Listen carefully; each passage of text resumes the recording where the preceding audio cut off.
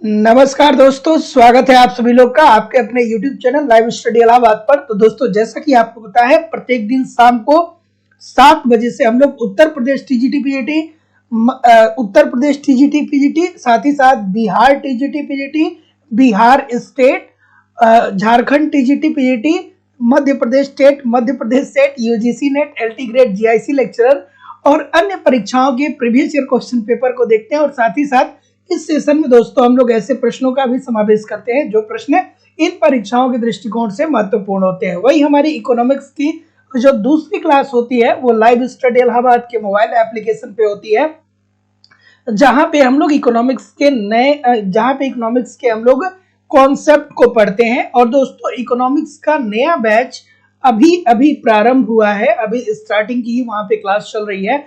तो जो लोग भी इकोनॉमिक्स का नया बैच ज्वाइन करना चाहते हैं वो यथाशीघ्र ज्वाइन कर लें, क्योंकि आने वाले समय में दोस्तों आपने देखा कि जीआईसी की भी वैकेंसी आपको अगले सप्ताह या 1 या 2 सप्ताह के अंदर अंदर जरूर देखने को मिल जाएगी। और यूपी टीजीटी पीजीटी की भी परीक्षा दोस्तों मार्च से लेकर के मई के बीच में होने की संभावना लग रही है। तो ऐसी स्थिति में अब हमको क्या होना है कि लग जाना है। प्रत्येक दिन दोपहर में दोस्तों 12 बजे से आप लोगों की लाइव क्लास होती है। इन केस अगर जो दोपहर में 12 बजे लाइव क्लास आप नहीं ज्वाइन कर पाते हैं तो फिर आपको रिकॉर्डेड क्लास भी मिल जाएगा। तो रोज दोपहर में 12 बजे से लाइव स्टडी इलाहाबाद के मोबाइल एप्लीकेशन पे आपको इकोनॉमिक्स के कॉन्सेप्ट की क्लास मिलती है। अभी हम लोग वहां पे स्टार्ट किए हैं व्यष्टि अर्थशास्त्र को पढ़ना। और साथ ही साथ दोस्तों आपको वहां पे साथ ही साथ आपको वहां पे कंप्लीट इकोनॉमिक्स के नोट्स भी प्रोवाइड कराए जा रहे हैं, ताकि आप एक तरफ कॉन्सेप्ट को पढ़ते रहें, दूसरी तरफ नोट्स के माध्यम से रिवीजन करते रहें। वही दोस्तों आपको वहां पे टेस्ट सीरीज भी प्रोवाइड कराया जा रहा है, ताकि आप टेस्ट दीजिए, समझ पाइए इस बात को कि आप कहाँ पे प्रश्नों को गलत कर रहे हैं और जहां पे भी प्रश्न गलत हो रहा है उन गलतियों को सुधार सकते हैं, ताकि आपकी एक्यूरेसी बेहतर हो जाए। और आपको प्रीवियस ईयर की क्वेश्चन पेपर भी प्रोवाइड कराए जा रहे हैं और कोर्स की वैलिडिटी लाइफ टाइम है। इट मीन्स अगर जो आप एक बार एडमिशन लेते हैं तो आप हमारे साथ तब तक बने रहेंगे जब तक कि आपका सिलेक्शन हो नहीं जाता है। तो दोस्तों नया बैच प्रारंभ हो गया है। जो लोग भी एडमिशन लेना चाहते हैं यथाशीघ्र एडमिशन ले लीजिए। एडमिशन लेने के 2 तरीके हैं, या तो आप डिस्क्रिप्शन बॉक्स में जाइए, एप्लीकेशन का लिंक दिया गया है, वहां पे एप्लीकेशन को डाउनलोड करके डायरेक्ट कोर्स को परचेज करिए, या 1 टाइम आपको फीस पेमेंट करना है। दोस्तों फीस की जो है वो 2000 रुपए केवल है। तो आपको गूगल पे, फोन पे या पेटीएम के माध्यम से नीचे दिए गए नंबर पे फीस पेमेंट करना होगा और इसका स्क्रीनशॉट आपको इसी व्हाट्सएप नंबर पे सेंड करना होगा। और एक बात समझ लीजिए कि अगला 3-4 महीना आप लोगों के लिए बहुत इंपॉर्टेंट होने वाला है। अगला 3-4 महीना जो है वो बहुत ही इंपॉर्टेंट होने वाला है। अगर जो इसमें आप क्या करते हैं कि थोड़ी भी लापरवाही बरतते हैं तो हो सकता है कि आप अपनी जिंदगी की बहुत बड़ी गलती कर दें। तो ऐसी स्थिति में लापरवाही नहीं करनी है, बिल्कुल मेहनत से लग जाना है ना। बाकी मैं आप लोगों के साथ तब तक रहूंगा जब तक आपका सिलेक्शन हो नहीं जाएगा, ठीक है। मतलब आप बस ईमानदारी से पढ़ते रहिए। इकोनॉमिक्स के सारे कंटेंट, सारे कॉन्सेप्ट आपको रोज दिए जाते हैं एप्लीकेशन पे। चलिए, गुड इवनिंग एवरीबॉडी। अब हम लोग मूव करेंगे अपने सेशन की तरफ। और पहला प्रश्न दोस्तों आप लोग के सामने रहा कि मांग का संकुचन होता है। तो दोस्तों देखिए, हम लोग 2 बातें पढ़ते हैं कि एक मांग का संकुचन क्या होता है और दूसरा पढ़ते हैं कि मांग का विस्तार क्या होता है। मांग का संकुचन क्या होता है और मांग का विस्तार क्या होता है, ये 2 प्रश्न एग्जाम में पूछे जाते हैं कि मांग का संकुचन और मांग का विस्तार क्या है। तो इसमें क्या होता है कि एक व्यक्ति की आय स्थिर रहती है, व्यक्ति की जो आय है वो स्थिर है, लेकिन वस्तु की कीमत बढ़ जाने के कारण अब वो क्या करेगा कि वस्तु की कम मांग करेगा, क्योंकि कीमतें बढ़ गई हैं। जैसे पहले क्या था, 2 कंडीशन ले लीजिए कि एक उपभोक्ता की आय अगर जो 100 रुपए थी तो किसी 10 वस्तु का वो क्या कर रहा था, किसी 10 वस्तु को वो परचेज कर रहा था, ठीक है। लेकिन अभी भी उसकी आय क्या हो गई, 100 रुपए ही अभी भी उसकी आय है। लेकिन अब क्या हुआ कि पहली कंडीशन में क्या था कि एक वस्तु 10 रुपए की मिल रही थी, तभी वो 100 रुपए में 10 वस्तु को परचेज कर रहा था। अब मान लीजिए कि वस्तु की कीमत क्या हो गई, अब वस्तु की कीमत बढ़ गई, वस्तु की कीमत अब बढ़ गई, मान लीजिए 20 रुपया हो गया, तो ऐसी स्थिति में वो केवल और केवल 5 वस्तु को ही परचेज कर पाएगा। तो इसे क्या कहा जाएगा, इसे कहा जाएगा कि मांग में संकुचन। ठीक है, अर्थात किसी उपभोक्ता की आय स्थिर है लेकिन वस्तुओं की कीमतों में वृद्धि हो जाने के कारण जब वो अपने मांग को कम कर लेता है तो इसे क्या बोलते हैं, इसे मांग का संकुचन बोला जाता है। ठीक है, तो जितने लोग भी ऑप्शन नंबर बी बोल रहे हैं बिल्कुल ठीक बोल रहे हैं। और मांग में विस्तार कब होगा, मांग में विस्तार तब होगा कि जब उपभोक्ता की आय स्थिर है लेकिन वस्तु की कीमत कम हो जा रही है। तो अब वस्तु की कीमत कम हो जा रही तो वो ज्यादा वस्तुओं को परचेज करेगा, इट मीन्स कि उसकी मांग बढ़ रही है। तो मांग का विस्तार इट मीन्स दोनों में देखिए, जब भी मांग में विस्तार और मांग में संकुचन की बात होगी तो दोनों कंडीशन में उपभोक्ता की आय स्थिर होगी। और अगर जो वस्तु की कीमत बढ़ रही है तो वो मांग कम कर लेगा, तो इसे मांग का संकुचन कहा जाएगा।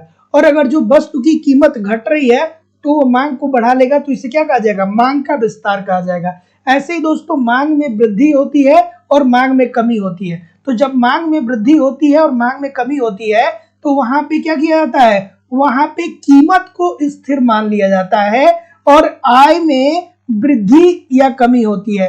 तो अगर जो किसी वस्तु की कीमत में क्या होती है, किसी वस्तु की कीमत स्थिर है और आय वृद्धि हो जा रही तो लोग मांग में वृद्धि कर लेंगे, तो इसे क्या कहा जाएगा, इसे मांग में वृद्धि कहा जाएगा। और वही दूसरी तरफ अगर जो वस्तु की कीमत स्थिर है लेकिन आय में कमी आ जा रही है तो अब उपभोक्ता कब मांग कर पाएगा, तो इसे मांग में कमी बोला जाएगा। तो ये चार बातें पूछा जाता है, मांग में विस्तार क्या होता है, मांग में संकुचन क्या होता है, मांग में वृद्धि क्या होता है और मांग में कमी क्या होता है। तो जब मांग में संकुचन और मांग की विस्तार की बात करेगा तो उसमें आय को स्थिर माना जाता है, और जब मांग में वृद्धि या मांग में कमी की बात होगा तो उसमें कीमत को स्थिर माना जाता है। तो जितने लोग भी बी बोल रहे हैं बिल्कुल ठीक बोल रहे हैं। यही कॉन्सेप्ट दोस्तों अभी हम लोग एप्लीकेशन पे पढ़ ही रहे थे, अभी 1-2 दिन पहले हम लोगों ने ये पढ़ा था। चलिए अगला प्रश्न।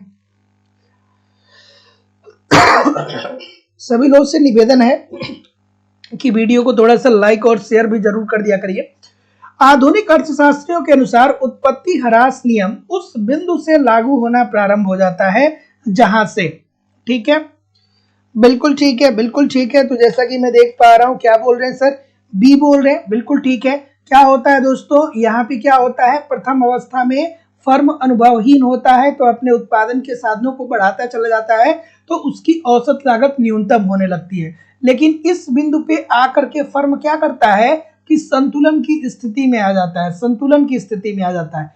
इट मीन संतुलन में कब आ जाता है, द्वितीय अवस्था में। इसमें क्या होता है कि उत्पादन के कारकों से, जो उत्पादन के कारक है अर्थात जो श्रम है, पूंजी है, भूमि है, टेक्नोलॉजी है, उससे वो मैक्सिमम उत्पादन कर पा रहा है, अपने उत्पादन के साधनों का प्रयोग करके अपनी लागत को न्यूनतम कर रहा है और उत्पादन को अधिकतम कर रहा है। तो ऐसी स्थिति में वो संतुलन पे होगा। लेकिन अगर जो वो फिर भी नहीं मानता है, थोड़ा और लालची हो जाता है, फिर उत्पादन के साधनों को वो जब बढ़ाने लगता है तो उसकी उत्पादन लागत बढ़ने लगती है और उसका उत्पादन का स्तर घटने लगता है। तो जितने लोग भी क्या बोल रहे हैं, बी बोल रहे हैं, सभी लोग का उत्तर यहाँ पे बिल्कुल ठीक होने वाला है कि परिवर्तनशील साधन का सीमांत उत्पादन क्या होने लगता है, घटने लगता है।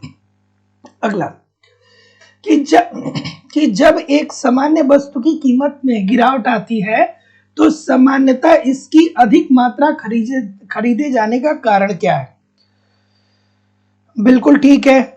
अब ये भी कॉन्सेप्ट आपको एप्लीकेशन पे देखिए, जो भी मांग से संबंधित जो भी प्रश्न आ रहा है, ये सारी चीजें अभी मैं 2-3 दिन पहले पढ़ाया हूँ। तो जो लोग एडमिशन लिए हैं आप जाकर के इत्मीनान से सारी रिकॉर्डेड क्लास वहां पे है, देखा करिए, एक बार नहीं 2 बार देखिए। मांग को हम लोगों ने वहां पे कंप्लीट कर लिया। अब अगला टॉपिक हम लोग मूव करेंगे उपभोक्ता व्यवहार की तरफ। चलिए, क्या उत्तर पूर्ति पढ़ेंगे, उसके बाद उपभोक्ता व्यवहार की तरफ मूव करेंगे। चलिए अगला प्रश्न कि जब सामान्य वस्तु की कीमत में गिरावट आती है तो इसकी मांग अधिक होती है। क्यों होती है भैया, तो इसमें यह देखने को मिलता है धनात्मक प्रतिस्थापन प्रभाव और धनात्मक आय प्रभाव। तो जितने लोग भी सी बोल रहे हैं सभी लोग का उत्तर यहाँ पे बिल्कुल ठीक हो जाएगा। तो option number C according to the question this is the right answer हो जाएगा। धनात्मक आय प्रभाव प्रतिस्थापन प्रभाव क्या बताता है? हमको यही तो बताता है कि जब वस्तुओं एक उपभोक्ता जो होता है वो जब वस्तु की कीमत कम होती है तो अपने मांग को बढ़ा लेता है। ठीक है, अगला प्रश्न चलिए कि रोजगार के प्रतिष्ठित सिद्धांत के संदर्भ में निम्नलिखित कथनों पर विचार करिए और कौन सा कूट इसमें से सही है आपको बताना। बिल्कुल ठीक है। और एक बात दोस्तों ध्यान रखिए कि 10 दिनों के भीतर भीतर है ना जीआईसी के लिए विज्ञापन जारी होगा। ठीक है, और एक बात और ध्यान में रखिएगा, कभी कभी मैं क्लास प्रीमियर लगा देता हूं, तो अब ये नहीं कि ये क्लास अगर जो 2 महीने बाद 6 महीने बाद प्रीमियर दिखाई देगा तो आप कहेंगे कि सर जी ने कहा था कि 10 दिन के अंदर अंदर जीआईसी की क्लास जीआईसी की वैकेंसी आने वाली। तो ये 2000 क्या चल रहा है 2023 चल रहा है ना, और ये दिसंबर का महीना है, तो इन फ्यूचर में ये वीडियो प्रीमियर लगता है तो ये समझ लीजिएगा। ठीक है, चलिए क्या उत्तर होगा भाई? नहीं तो बाद में प्रीमियर लगेगा तो आप लोग कहेंगे कि सर ने तो आज कहा है, यानी फिर आने वाली है क्या जीआईसी की वैकेंसी? क्या उत्तर आ रहा है भाई? तो जैसा कि मैं देख पा रहा हूँ ये सभी लोग बोल रहे हैं क्या कि रोजगार के प्रतिष्ठित सिद्धांत के संदर्भ में निम्नलिखित कथनों पे आपको विचार करना है। तो ये से के बाजार नियम को फॉलो करता है। बिल्कुल ठीक है। क्या पूर्ति अपने मांग का सृजन स्वयं करती है? बिल्कुल ठीक है, पूर्ति अपने मांग का सृजन स्वयं करती है। जेबीसी साहब ने कहा था, बिल्कुल ठीक है। पूर्ण रोजगार का अस्तित्व है, अर्थात पूर्ण रोजगार का मतलब क्या है कि हमारे देश में जो संसाधन है वो क्या है, और जो प्राकृतिक और भौतिक संसाधन है उनका ठीक तरीके से प्रयोग करके हम अपने उत्पादन स्तर को बेहतर कर पा रहे हैं। पूर्ण प्रतियोगिता की मान्यता है, मतलब बहुत सारे क्रेता है, बहुत सारे विक्रेता हैं। ठीक है, उसके बाद मुद्रा की तटस्थता, मतलब मुद्रा को इन्होंने स्थिर माना था। तो जितने लोग भी ये बोल रहे हैं कि सर 1, 2 और 4, 3, 4 सब सही है, सभी लोग का उत्तर बिल्कुल ठीक हो जाएगा। अगला कि केन्स द्वारा दिए गए उपभोग फलन सिद्धांत को किसने सुधारा था? अब आपको ये पता होनी चाहिए कि केन्स साहब ने जो उपभोग फलन थियरी दिया था उसमें क्या कहा था, क्या कहा था उसमें, बताइए कमेंट करके। चलिए बिल्कुल ठीक है, बिल्कुल ठीक है, बिल्कुल ठीक है, बिल्कुल ठीक है। तो केन्स साहब का जो उपभोग फलन है उसमें केन्स साहब ने क्या कहा था? यही तो कहा था ना कि जब व्यक्ति के आय में वृद्धि होती है तो आय बहुत तेजी से बढ़ जाता है, लेकिन उस अनुपात में उपभोग व्यय नहीं बढ़ता है। ठीक है, उपभोग व्यय नहीं बढ़ता है। मतलब केन्स साहब ये कहते हैं अपने उपभोग फलन सिद्धांत के अंतर्गत कि जब एक व्यक्ति की आय में वृद्धि होती है तो इसके साथ साथ वो उपभोग पर व्यय तो बढ़ाता है, लेकिन जिस अनुपात में उसकी आय बढ़ती है, जिस अनुपात में उसकी आय बढ़ती है ठीक और ठीक उसी अनुपात में उसका उपभोग व्यय नहीं बढ़ता है। ठीक है, अर्थात कम बढ़ता है। तो ये जितने लोग भी क्या बोल रहे हैं, डी बोल रहे हैं कि सर फ्रीडमैन ने दिया था, बिल्कुल ठीक है। ड्यूजेनबरी ने सापेक्ष आय परिकल्पना के अंतर्गत दिया था, और मोदिग्लियानी ने जीवन चक्र परिकल्पना के अंतर्गत इस बात को सुधारा था। मोदिग्लियानी ने क्या कहा था कि एक व्यक्ति का जो उपभोग होता है वो पूरी जिंदगी में जो पैसा वो कमाता है उसके द्वारा निर्धारित होता है, मतलब पूरी लाइफ में जो अर्निंग करता है उसके द्वारा उसका उपभोग व्यय निर्धारित होता है। ड्यूजेनबरी साहब क्या कहते हैं कि एक व्यक्ति का उपभोग व्यय अपने से उच्च लोगों की लाइफस्टाइल को कॉपी करने के द्वारा निर्धारित होता है। तो जितने लोग भी डी बोल रहे हैं बिल्कुल ठीक बोल रहे हैं। अगला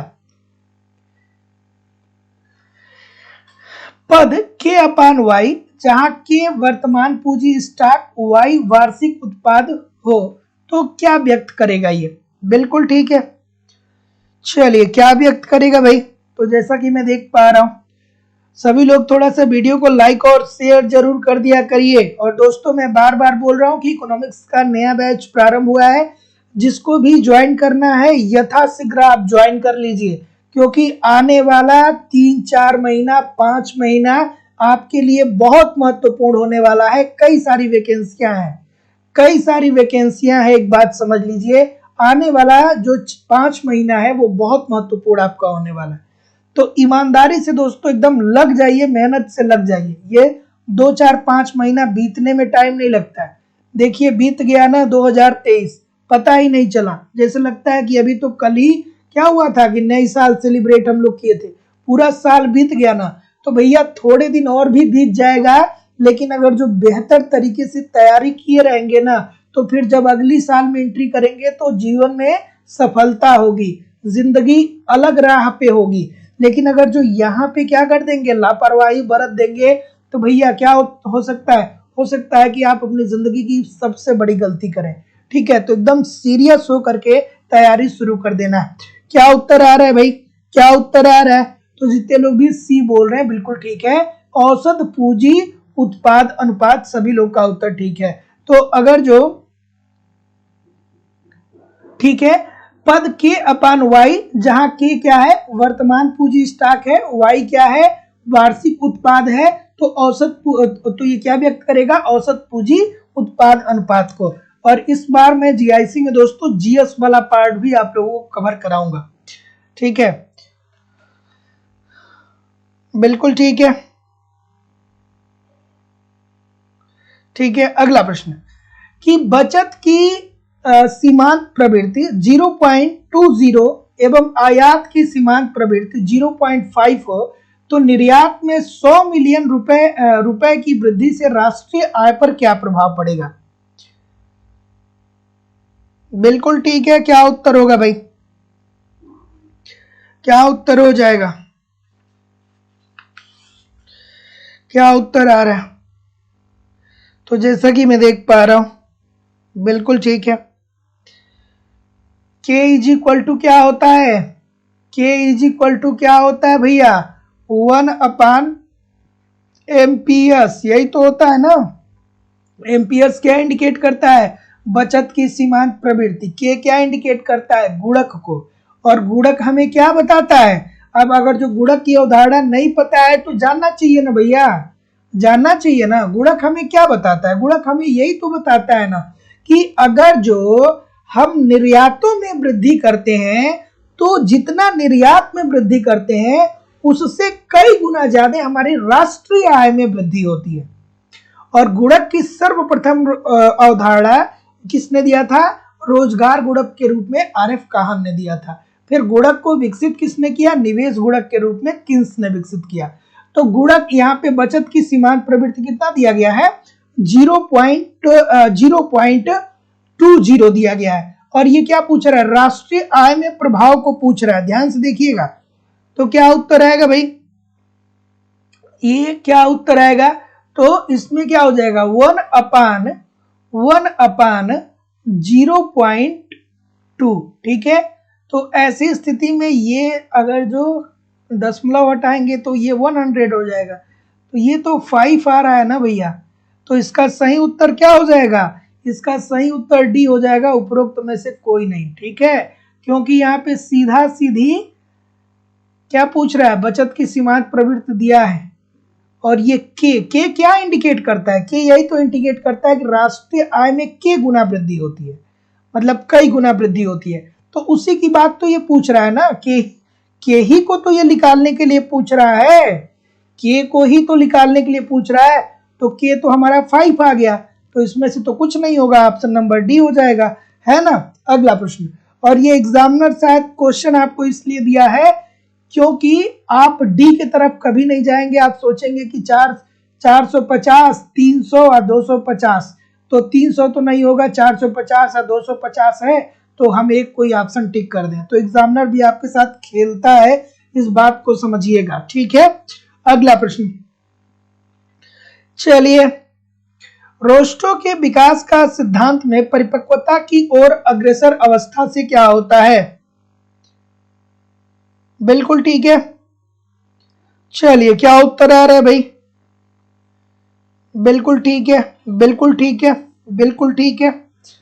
क्या उत्तर आ रहा है कि रोस्टो के विकास के सिद्धांत में परिपक्वता की और अग्रसर अवस्था से क्या होता है। अब आपको याद आना चाहिए कि रोस्टो साहब ने क्या कहा कि अगर जो कोई देश आर्थिक विकास कर रहा है, कोई देश अगर जो आर्थिक विकास कर रहा है तो उसे आर्थिक विकास कर रहा है तो उसे 5 अवस्था से गुजरना पड़ेगा। ठीक है, पहली अवस्था में उन्होंने क्या कहा था? पहली अवस्था में उन्होंने कहा था कि समाज जो है वो परंपरागत है। अर्थात परंपरागत समाज का मतलब ये होता है कि यहाँ पे टेक्नोलॉजी उच्च नहीं है, मांग बहुत कम है, उत्पादन भी बहुत कम है। तो पहली अवस्था में परंपरागत समाज होने का मतलब यह है कि अर्थव्यवस्था में मंदी की स्थिति है। ठीक है, अर्थात मांग व पूर्ति क्रियाशील नहीं है। फिर दूसरी अवस्था जो होती है वो आत्मस्फूर्ति से पूर्व की अवस्था होती है, जहां पे लोग धीरे धीरे क्या होते हैं कि थोड़ा सा माइंड मेकअप करते हैं कि अब हमको मांग व पूर्ति करना है, अर्थात किसी वस्तु की मांग करनी है और उत्पादन भी करना है। फिर तीसरा आता है आत्मस्फूर्ति की अवस्था, चौथा आता है परिपक्वता की ओर अग्रसर, और पांचवा जो समृद्धि की अवस्था होती है वो कौन सी होती है? अत्यधिक उपभोग की अवस्था। तो जितने भी महानुभाव डी बोल रहे हैं कि उत्कर्ष का अनुसरण, अर्थात ये परिपक्वता की ओर अग्रसर, ये चौथा कंडीशन है, और पांचवा कंडीशन ये है, पांचवा कंडीशन उत्कर्ष का अनुसरण है। ठीक है, तो जितने लोग भी ऑप्शन नंबर डी बोल रहे हैं बिल्कुल ठीक बोल रहे हैं। किस पुस्तक में लिखा था? The stage of economic growth, the stage of economic growth. ठीक है, चलिए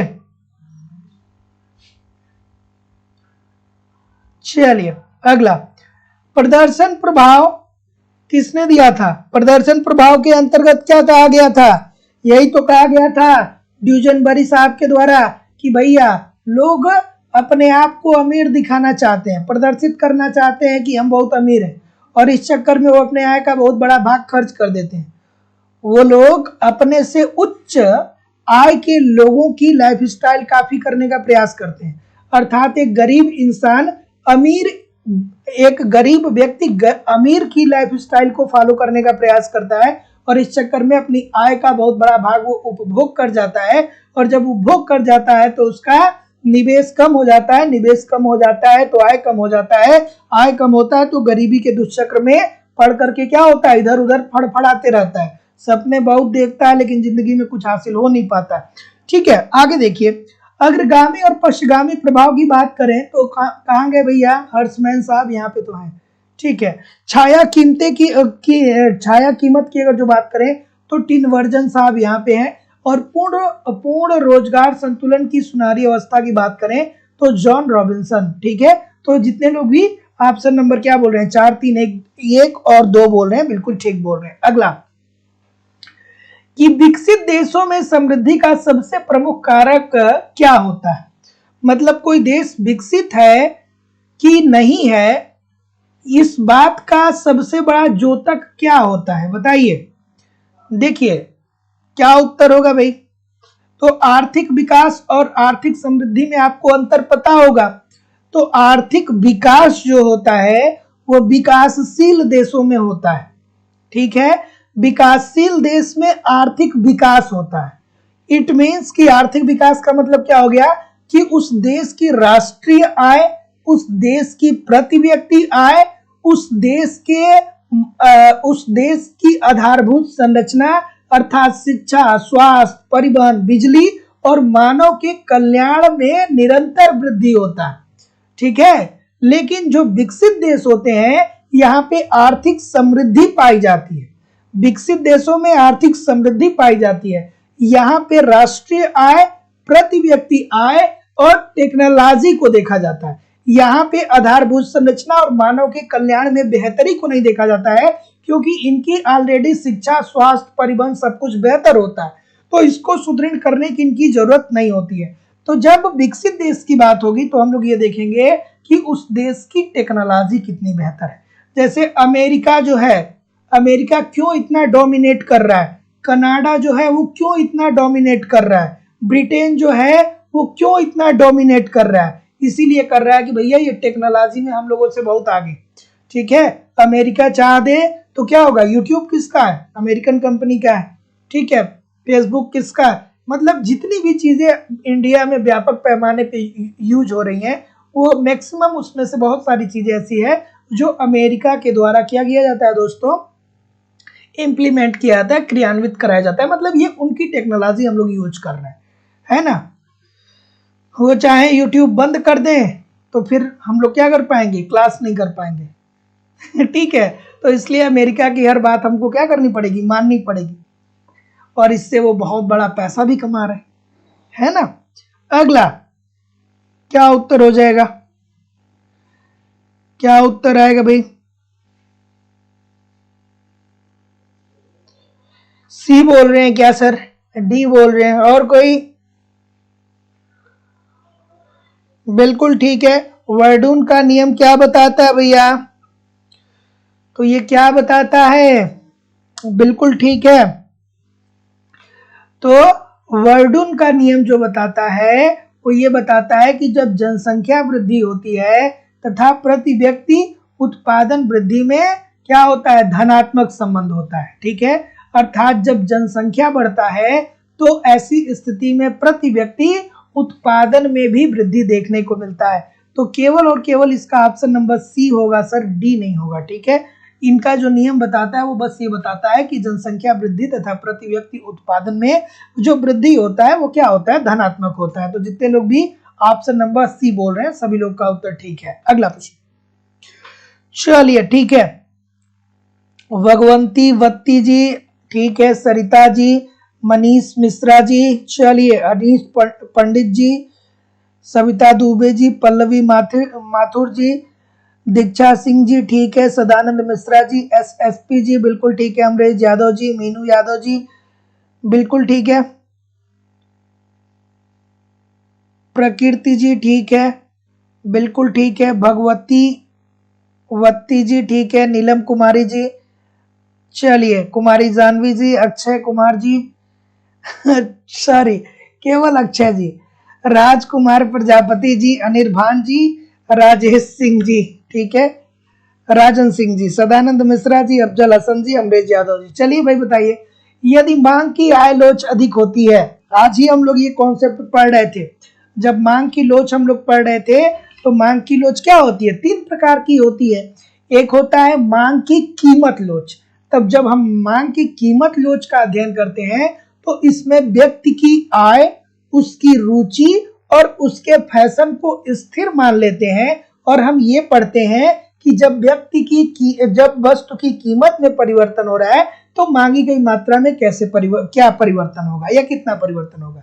फिर जब हम लोग पढ़ते हैं मांग की आय लोच, तो यहाँ पे हम लोग कीमत को स्थिर मान लेते हैं, उपभोक्ता की रुचि और फैशन को स्थिर मान लेते हैं, और फिर ये पढ़ते हैं कि उपभोक्ता के आय में जब परिवर्तन होता है तो मांगी गई मात्रा का परिवर्तन कैसा होगा। फिर हम लोग पढ़ते हैं मांग की आड़ी लोच। तो मांग की आड़ी लोच के अंतर्गत हम लोग पढ़ेंगे कि संबंधित वस्तुओं की कीमतों में परिवर्तन होने से मांगी गई मात्रा पर क्या असर पड़ता है, और यहाँ पे किसे स्थिर मान लिया जाएगा, उपभोक्ता की आय को भी स्थिर मान लेते हैं और वस्तु की कीमत को भी स्थिर मान लेते हैं। तो मांग की आड़ी लोच जब पढ़ते हैं तो किसे स्थिर मान लेते हैं कि उपभोक्ता के आय में कोई परिवर्तन नहीं हो रहा है और वस्तु की कीमत में कोई परिवर्तन नहीं हो रहा है। अब किसी के दिमाग में आ रहा होगा कि सर आप तो कह रहे हैं कि संबंधित वस्तु की कीमत में परिवर्तन होने से मांगी गई मात्रा में परिवर्तन का अध्ययन मांग की आड़ी लोच के अंतर्गत पढ़ते हैं। हाँ भैया, संबंधित वस्तु का मतलब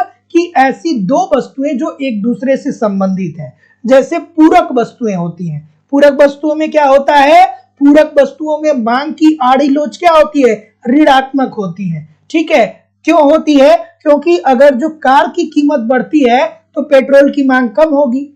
ठीक है, तो कीमत बढ़ने से एक वस्तु की कीमत बढ़ रही है तो दूसरे वस्तु की मांग कम होगी। तो पूरक वस्तुओं के संदर्भ में मांग की आड़ी लोच क्या होती है, ऋणात्मक होती है। फिर दूसरा जो संबंधित वस्तु होगा वो क्या होगा, स्थापन वस्तुएं होंगी। अर्थात जैसे हम चाय और कॉफी की बात करें तो स्थापन वस्तुओं के संदर्भ में मांग की आड़ी लोच क्या होती है, धनात्मक पाई जाती है। कैसे पाई जाती है कि अगर जो चाय की कीमत बढ़ रही है तो लोग चाय की मांग को कम करके किसकी मांग बढ़ा देंगे, कॉफी की मांग बढ़ा देंगे। तो इसमें धनात्मक आड़ी लोच पाई जाती है। और स्वतंत्र वस्तुओं के संदर्भ में मांग की आड़ी लोच शून्य होती है। तो ये सब चीजें आपके दिमाग में घूमनी चाहिए, चलनी चाहिए, नहीं चल रही है अच्छी बात नहीं है। तो यदि मांग की आय लोच अधिक है तो क्या करना होगा भैया, तो ऐसी स्थिति में करों की दर को हमको क्या कर देना चाहिए, घटा देना चाहिए। ठीक है, अर्थात मांग में परिवर्तन हो सकता है एक उपभोक्ता अपने मांग को परिवर्तित कर सकता है तो हमें क्या कर देना चाहिए, कर की दर को घटा देना चाहिए। तो जितने लोग भी बी बोल रहे हैं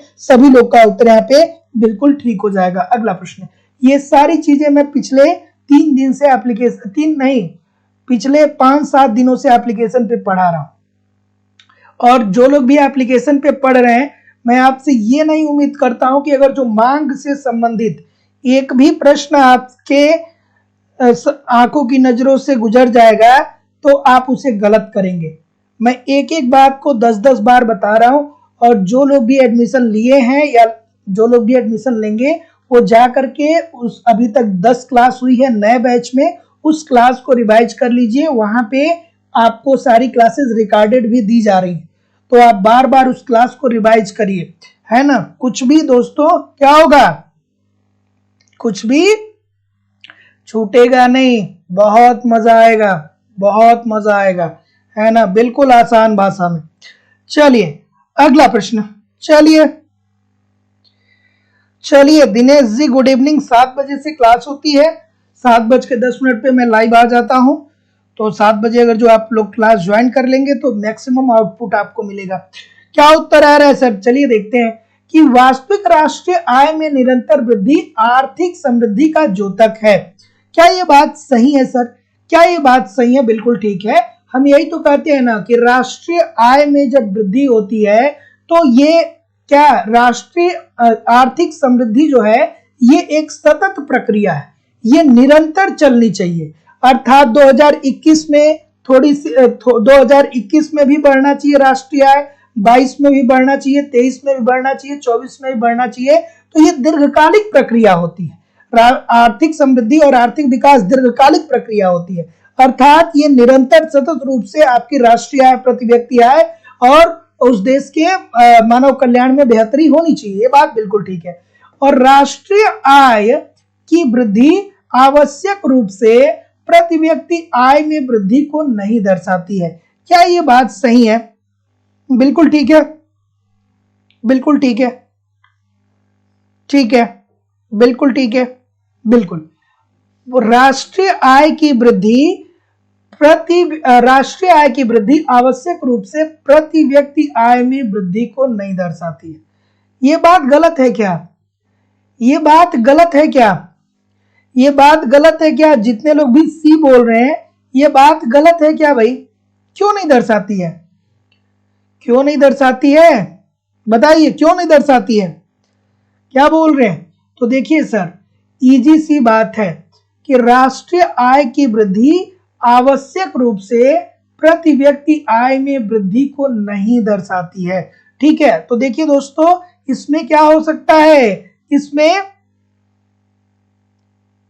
हो भी सकता है, नहीं भी हो सकता है, लेकिन ये आवश्यक रूप से नहीं होता है, क्योंकि जो हमारी प्रति व्यक्ति आय होती है उसके लिए क्या चाहिए, प्रति व्यक्ति आय जो है, प्रति व्यक्ति आय जो हमारी होती है वो क्या होती है, उस देश की राष्ट्रीय आय, और क्या होनी चाहिए, राष्ट्रीय आय, और क्या होनी चाहिए, राष्ट्रीय आय अपान क्या होती है, जनसंख्या होती है, जनसंख्या होती है। तो ऐसी स्थिति में ये तो गलत हो जाएगा ना भैया, आर तो गलत हो जाएगा ना। तो जितने लोग भी सी बोल रहे हैं सभी लोग का उत्तर यहाँ पे बिल्कुल ठीक हो जाएगा। ऑप्शन नंबर सी बिल्कुल ठीक है। चलिए अगला प्रश्न, बिल्कुल ठीक है। देखिए कोई भी इंक्वायरी हो तो ये नीचे दिए गए नंबर पे आप मुझे कॉल या व्हाट्सएप मैसेज कर दीजिएगा। कोई भी इंक्वायरी है तो जब क्लास ओवर हो जाती है तो आप इस नंबर पे मुझे कॉल या व्हाट्सएप मैसेज कर सकते हैं, ठीक है।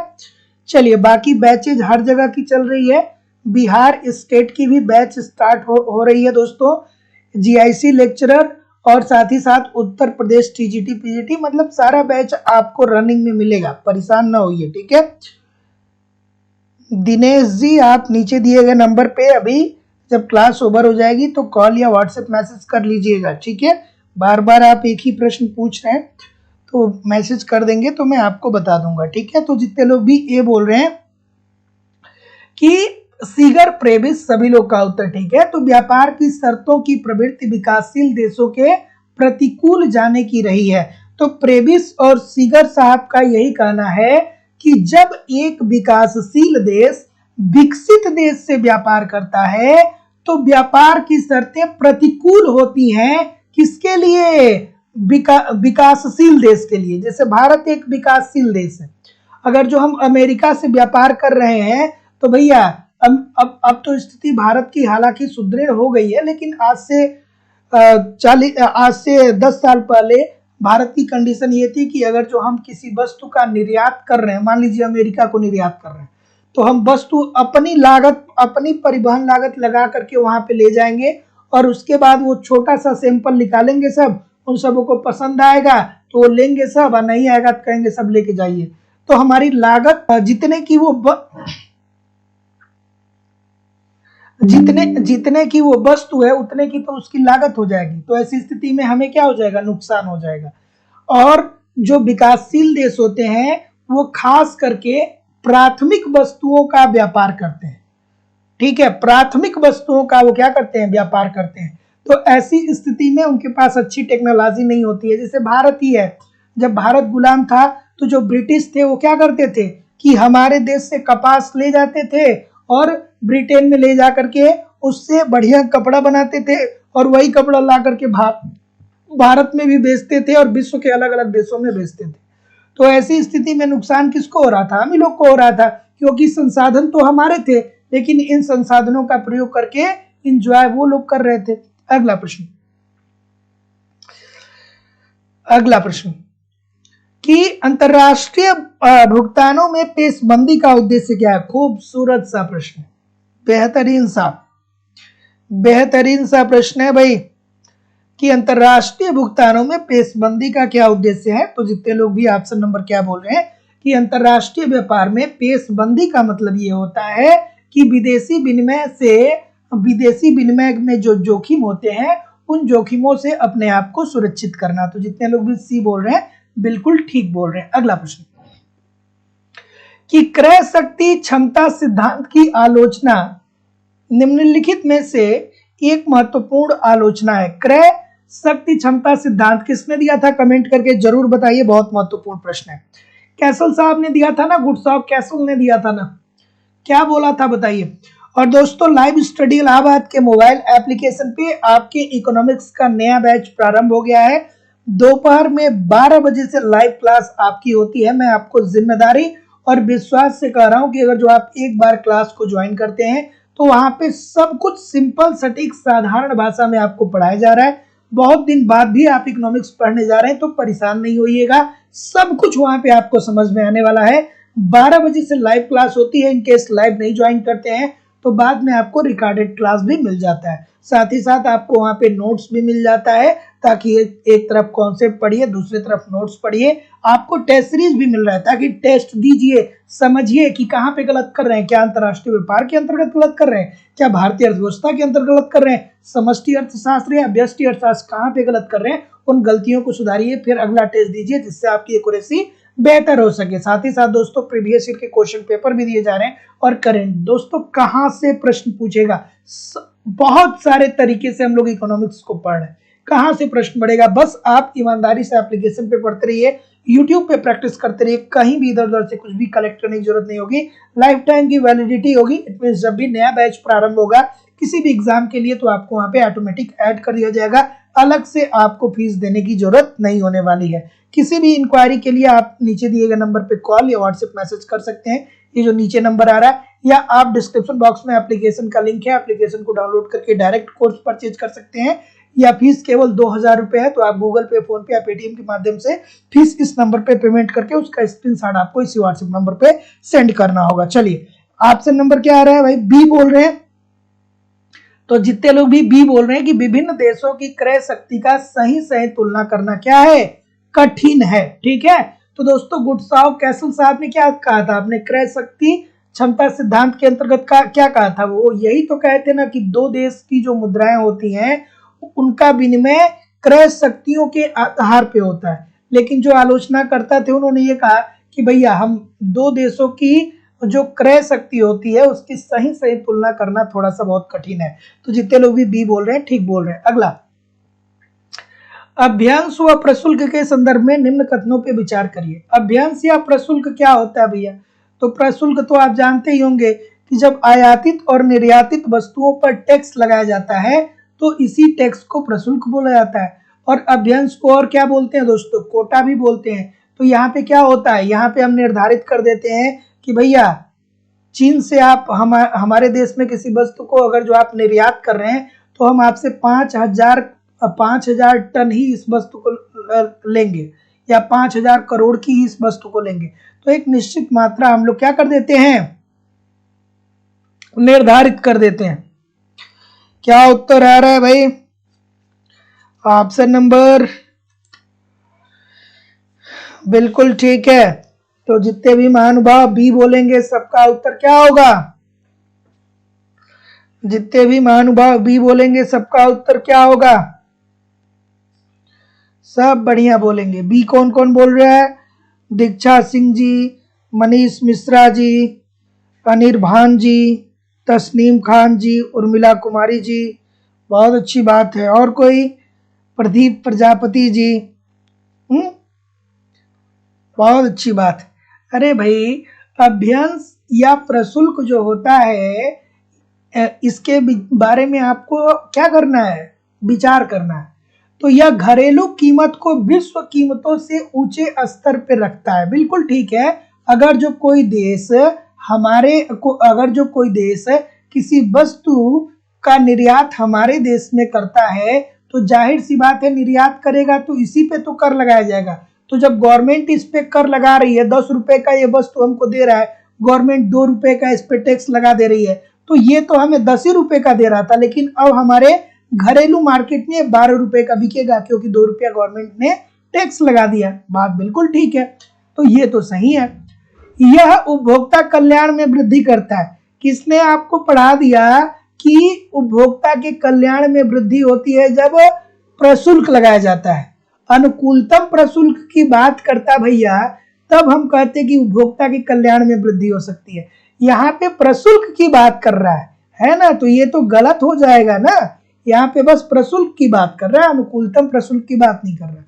यह घरेलू कीमतों को विश्व कीमतों से नीचा रखता है। गलत। तो जितने लोग भी ऑप्शन नंबर ए बोल रहे हैं कि केवल ए सही है, बिल्कुल ठीक है। अगला प्रश्न कि निम्नलिखित में से कौन सा एक अंतरराष्ट्रीय व्यापार के हेक्सर-ओहलिन सिद्धांत की मान्यता नहीं है? चलिए, कौन सा नहीं है भाई? बिल्कुल ठीक है। क्या उत्तर आ रहा है? दिमाग को कंसंट्रेट करना बहुत जरूरी है। जितना पढ़ना जरूरी है उतना ही दिमाग को कंसंट्रेट करना जरूरी है। आज के समय में एक समस्या आ गई है, 5 मिनट पढ़ रहे हैं, 5 मिनट मोबाइल से ही पढ़ रहे हैं, 5 मिनट बाद मोबाइल में रील लगा करके देख रहे हैं, फेसबुक शुरू कर दिए, व्हाट्सएप शुरू कर दिए। ये सब डिस्ट्रैक्शन है भाई। अगर जो पढ़ रहे हैं तो ये निश्चित कर लीजिए कि 2 घंटा मोबाइल में कहीं भी कोई रील्स नहीं देखना है, व्हाट्सएप नहीं खोलना है, फेसबुक नहीं देखना है। दिन भर में लोग जो मतलब आदी हैं, दिन भर में व्हाट्सएप और फेसबुक मिला दिया जाए तो लोग सैकड़ों बार खोलते हैं व्हाट्सएप फेसबुक। लेकिन सच्चाई ये है कि पिछले 10 साल में अगर जो अपने फेसबुक पे आप मैसेज देखेंगे तो 10 साल में आपको 10 से 15 लोग ही ऐसे होंगे जो आपको मैसेज किए होंगे, है ना। उससे ज्यादा नहीं किए होंगे। और आपने खोला कितना? लाखों बार आपने फेसबुक खोला, लेकिन मैसेज कितना प्राप्त किया भैया? 10 से 15 मैसेज। तो समय को बचाना है ना। इस प्रकार की समस्याओं से अपने आप को दूर रखना है। फेसबुक का इस्तेमाल जरूरी है, व्हाट्सएप भी जरूरी है, लेकिन एक समय पे। ये नहीं कि इधर पढ़ रहे हैं इधर खोल रहे हैं, इधर पढ़ दिए इधर पढ़ रहे हैं, इधर फेसबुक ओपन करके चला रहे हैं। ठीक है, चलिए बताइए सर कि निम्नलिखित में से कौन सा एक अंतरराष्ट्रीय और फ्रस्ट्रेशन, आजकल छात्रों के साथ सबसे ज्यादा क्या है? फ्रस्ट्रेशन है ना, है कि नहीं है? चीजें निराशाजनक लगती हैं, तो निराशाजनक लगेगी ही, क्योंकि आप माइंड में इतने अननेसेसरी इंफॉर्मेशन को डाल रहे हैं कि क्या होगा, आपको लगेगा ही, आपको डिसअपॉइंटमेंट लगेगा ही, आपको उदासी लगेगी ही, क्योंकि बहुत सारी निगेटिव चीजें आप दिमाग में डाल रहे हैं, है ना। चलिए, अगला प्रश्न ये रहा कि निम्न में से कौन एक अंतरराष्ट्रीय व्यापार के हैक्सर-ओहलिन सिद्धांत की मान्यता नहीं है। तो जितने लोग भी ऑप्शन नंबर क्या बोल रहे हैं सर, डी बोल रहे हैं, बिल्कुल ठीक है। तो जितने लोग भी डी बोल रहे हैं, तकनीकी ज्ञान में परिवर्तन होता है। नहीं भैया, तकनीकी ज्ञान में को इन्होंने स्थिर माना था, परिवर्तन को नहीं माना था। तो जितने लोग भी ऑप्शन नंबर डी बोल रहे हैं, बिल्कुल ठीक बोल रहे हैं। अगला, निम्नलिखित में से एक स्थिति में, निम्न में से किस एक स्थिति में एक देश को सस्ती मुद्रा नीति अपनानी चाहिए? बिल्कुल ठीक है। और जिन लोगों ने भी चैनल को सब्सक्राइब नहीं किया है, चैनल को सब्सक्राइब कर दीजिए और बेल आइकन को जरूर क्लिक कर दीजिए। देखिए लाइक की संख्या देखिए, इतने सारे लोग क्लास देख रहे हैं, फिर भी लाइक की संख्या देखिए 50% भी लाइक नहीं है। ऐसा क्यों है भाई? इतने सारे लोग क्लास देख रहे हैं, फिर भी लाइक की संख्या, जितने लोग लाइव हैं उसका 50% भी नहीं है। 2 घंटे में आपके लिए क्लास लगातार ले रहा हूं, अच्छे क्वेश्चन का कलेक्शन आपके सामने ला रहा हूं, ठीक है भाई। लाइक तो एक बनता है ना, एक शेयर और एक लाइक तो बनता है। तो निवेदन है आप सभी लोगों से कि एक बार वीडियो को लाइक किया करिए और शेयर जरूर कर दिया करिए। सभी लोग एक बार लाइक कर दें। बिल्कुल ठीक है। क्या उत्तर आ रहा है भैया? डी बोल रहे हैं, बिल्कुल ठीक है। तो निम्नलिखित में से किस एक स्थिति में एक देश को सस्ती मुद्रा नीति अपनानी चाहिए? तो सस्ती मुद्रा नीति अपनाने का मतलब ये होता है कि क्या हो रहा है कि उस देश में क्या है कि मांग कम है, अर्थात क्या करना है कि कहीं ना कहीं मांग को बढ़ाना है। तो वस्तुओं की कीमतों को क्या करना पड़ेगा? कम करना पड़ेगा। तो जब वस्तु का कीमत कम होगा तो इसकी मांग में क्या आ जाएगी? वृद्धि आ जाएगी। जब एक बार मांग में वृद्धि आ जाएगी तो फिर मांग व पूर्ति दोनों क्रियाशील हो जाएगा और अर्थव्यवस्था जो होगा वो जब पूर्ति बढ़ेगी तो उत्पादन का स्तर बढ़ने लगेगा और अर्थव्यवस्था में आर्थिक क्रियाएं क्या होने लगेंगी? संचालित होने लगेंगी। तो एक देश को सस्ती मुद्रा नीति इसलिए अपनानी चाहिए क्योंकि अगर जो उस देश में आर्थिक क्रिया व रोजगार का नीचा स्तर है। तो जितने लोग भी ऑप्शन नंबर डी बोल रहे हैं, बिल्कुल ठीक बोल रहे हैं। अगला, जब राजकोषीय घाटे में से ब्याज भुगतान को घटा दिया जाए तो अवशेष को जाना जाता है। बिल्कुल ठीक है ना? बिल्कुल सही है कि जब राजकोषीय घाटे में से ब्याज भुगतान को घटा दिया जाए तो अवशेष को जाना जाता है। चलिए, क्या उत्तर आएगा भैया? बिल्कुल। तो जितने लोग भी ऑप्शन नंबर क्या बोल रहे हैं भैया, बच्चों वाली बात है, कल बताया तो थे कि प्राथमिक घाटा इज इक्वल टू क्या होता है? राजकोषीय घाटा, और उसमें से क्या घटा देते हैं? ब्याज भुगतान को। तो प्राथमिक घाटा इज इक्वल टू राजकोषीय घाटा माइनस ब्याज भुगतान। इजी सी बात है बच्चों वाली। सी बिल्कुल ठीक है। अगला, बत्तख को इस प्रकार नोचो कि वो कम से कम विरोध के साथ चिल्लाए। किसने कहा भाई? बहुत दिन बाद ये प्रश्न आया। बत्तख, अब आप कहेंगे सर जी ये बत्तख उत्तक कहां से आ गया इकोनॉमिक्स में? ठीक है। तो दोस्तों देखिए, टैक्स के संदर्भ में अर्थात कर के संदर्भ में एक स्टेटमेंट दिया गया था। किसके द्वारा? कालवर्ट के द्वारा। और कालवर्ट ने कहा कि बत्तख कौन है? बत्तख जो है वो टैक्स पेयर है, करदाता। बत्तख कौन है? करदाता। मतलब हम सभी लोग बत्तख हैं, उनकी नजरों में हम सभी लोग क्या है? बत्तख है। और कहा कि ये जो बत्तख है अर्थात जो ये करदाता है, इनसे आप कम से कम टैक्स वसूलिए। अगर जो आप इनसे ज्यादा टैक्स वसूलेंगे तो ये सरकार का विरोध कर देंगे। जैसे लोग विरोध कर रहे हैं ना कि जीएसटी में क्या है 18%, 28% तक टैक्स दिया जा रहा है, 28% तक हम टैक्स दे रहे हैं। तो कुछ लोग तो इस बात का विरोध कर रहे हैं ना कि 18% हम दे रहे हैं, हम 28% दे रहे हैं, हम 12% दे रहे हैं, हम 5% दे रहे हैं। तो 5 वाले तो कंप्लेन नहीं कर रहे हैं, 12 वाले भी कंप्लेन नहीं कर रहे हैं, या तो 18 वाले कंप्लेन कर रहे हैं या तो 28 वाले कंप्लेन कर रहे हैं। ठीक है। तो उसी के संदर्भ में ये बात कही गई थी कालवर्ट के द्वारा कि जो बत्तख है अर्थात जो करदाता है उसको आप कम से कम उसके ऊपर टैक्स लगाइए, मतलब कम से कम उसे नोचिए। नहीं तो बहुत ज्यादा टैक्स लगाएंगे तो वो विरोध के साथ चिल्लाएगा, आपका विरोध कर देगा। तो जितने लोग भी ऑप्शन नंबर बी बोल रहे हैं, बिल्कुल ठीक बोल रहे हैं। अगला, करापात से तात्पर्य है, करापात से क्या तात्पर्य है भाई? बिल्कुल ठीक है, करापात से तात्पर्य है, क्या तात्पर्य है? करापात, कराघात, कर विवर्तन, तीन बातें होती हैं, करापात, कराघात, कर विवर्तन। क्या होता है भाई? बी बोल रहे हैं,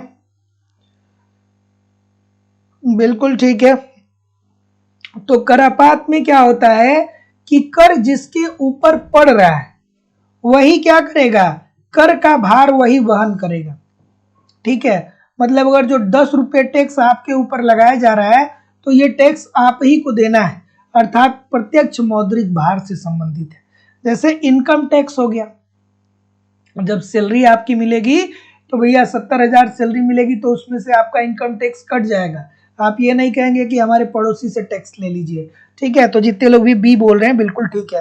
तो करापात में क्या होता है कि कर जिसके ऊपर पड़ेगा वही कर के भार का वहन करेगा, जैसे प्रत्यक्ष कर, जैसे इनकम टैक्स हो गया। ठीक है, तो जितने लोग भी ऑप्शन नंबर बी बोल रहे हैं बिल्कुल ठीक बोल रहे हैं। अगला, प्रोफेसर मेहता साहब आ गए भाई, प्रोफेसर जेके मेहता साहब है ना। प्रोफेसर जेके मेहता ने सार्वजनिक व्यय एक दुधारी अस्त्र है ये बताया, कहा कि यह समुदाय को काफी लाभ पहुंचा सकता है परंतु इसका उपयोग अगर जो अविवेकपूर्ण ढंग से किया जाए तो ये काफी नुकसान भी पहुंचा सकता है। किसके संदर्भ में कही थी भाई ये बात?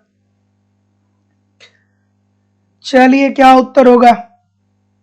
बिल्कुल ठीक है, तो प्रोफेसर मेहता साहब ने क्या कहा? प्रोफेसर मेहता साहब ने क्या कहा भैया? बिल्कुल ठीक है, बिल्कुल ठीक है,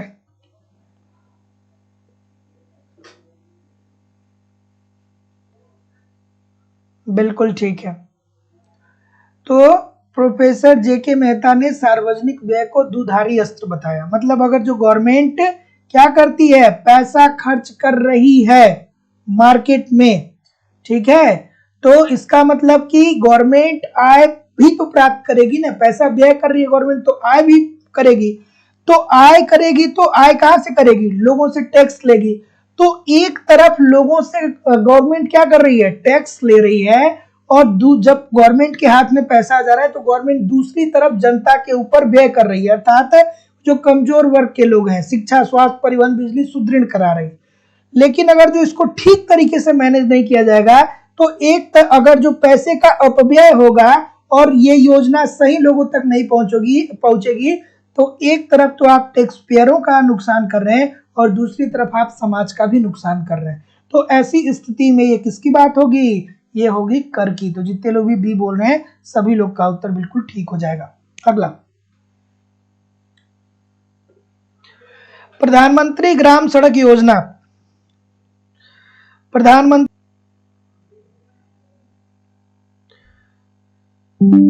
प्रधानमंत्री ग्राम सड़क योजना का शुभारंभ हुआ भैया, कब हुआ? क्या उत्तर आ रहा है भाई? ये बोल रहे हैं सभी लोग, सबको पता है।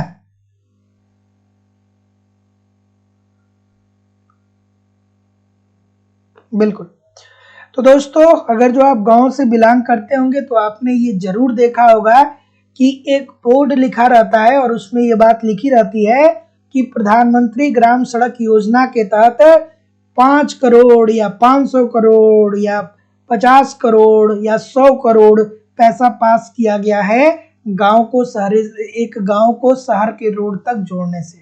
ठीक है, तो प्रधानमंत्री ग्राम सड़क योजना की जो शुभारंभ हुई थी वो 25 दिसंबर 2000 को हुई थी और इसके अंतर्गत ये कहा गया कि जो जिन गांव में 500 लोग हैं या उससे अधिक लोग हैं उस गांव को हम क्या करेंगे कि उस गांव को डायरेक्ट हम शहर से जोड़ देंगे। ठीक है, जिस गांव में 500 लोग या उससे ज्यादा हैं उस गांव की सड़क को हम क्या करेंगे कि डायरेक्ट शहर से जोड़ देंगे। तो जितने लोग भी ए बोल रहे हैं बिल्कुल ठीक बोल रहे हैं। अगला, बिल्कुल ठीक है।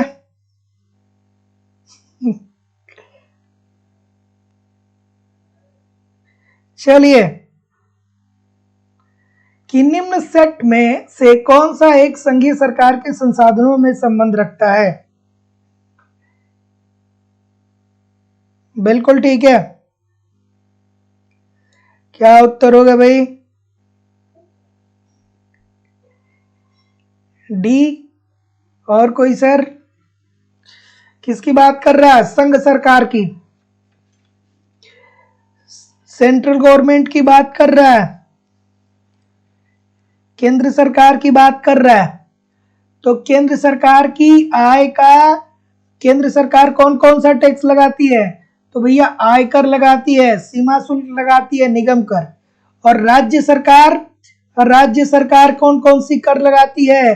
तो ये दोस्तों बिक्री कर लगाती है। राज्य सरकार की आय का सबसे बड़ा स्रोत कहां से आता है? बिक्री कर के माध्यम से। उसके बाद मनोरंजन कर, फिल्म देखने जाते हैं ना, तो थिएटर में जो पैसा देते हैं, उसमें जो टिकट खरीदते हैं, उसमें टैक्स होता है, वो मनोरंजन कर हो जाएगा। ठीक है। उसके बाद और कौन सा कर? भू राजस्व कर। ठीक है, ये राज्य सरकार की। और केंद्र सरकार की आयकर, सीमा शुल्क और निगम कर। अगला, नरेगा का संबंध है। नरेगा का संबंध किससे भाई? बिल्कुल ठीक है, नरेगा का संबंध है, नरेगा का संबंध किससे है?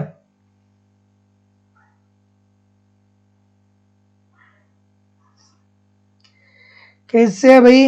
नरेगा की शुरुआत कब हुई थी?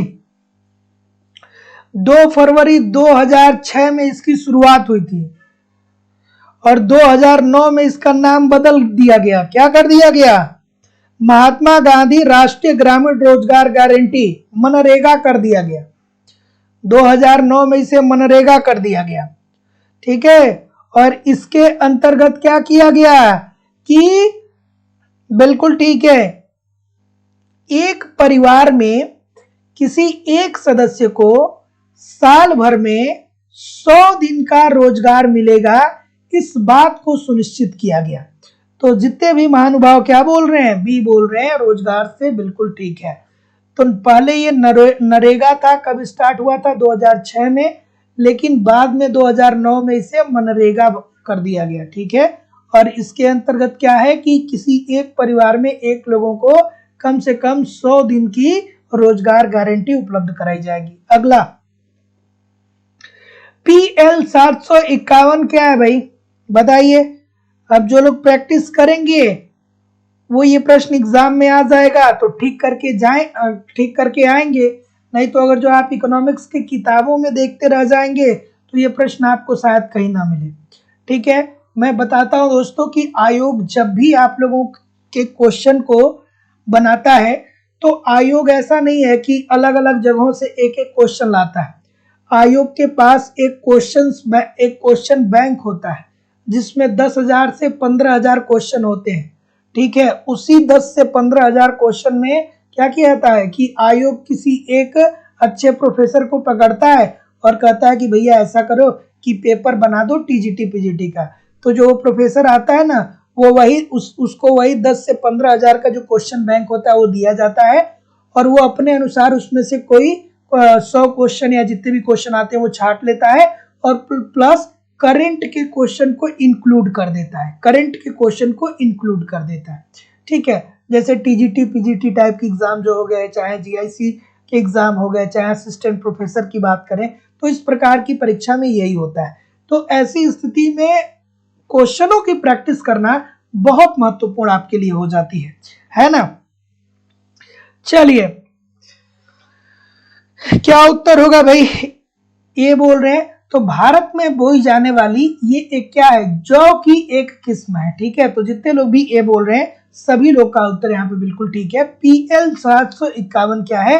भारत में बोई जाने वाली जौ की एक किस्म होती है। तो जितने लोग भी ए बोल रहे हैं बिल्कुल ठीक बोल रहे हैं।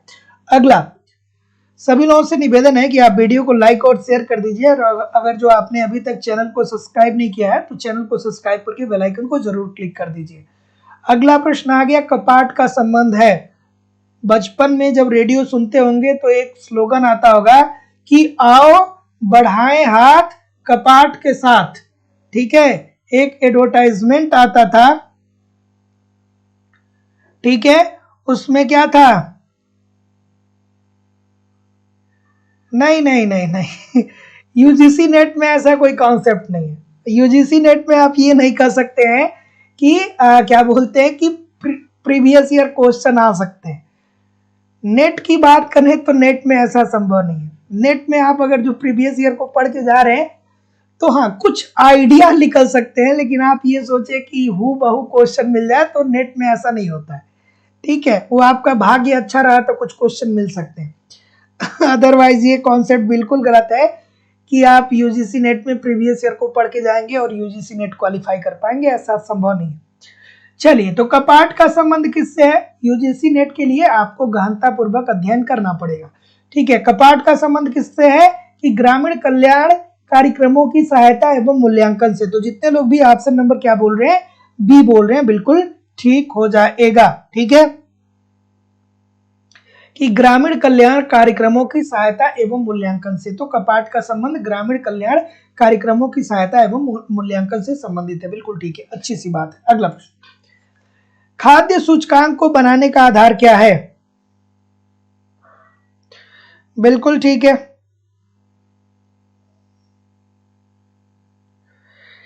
चलिए, कि खाद्य सूचकांक को बनाने का आधार क्या है?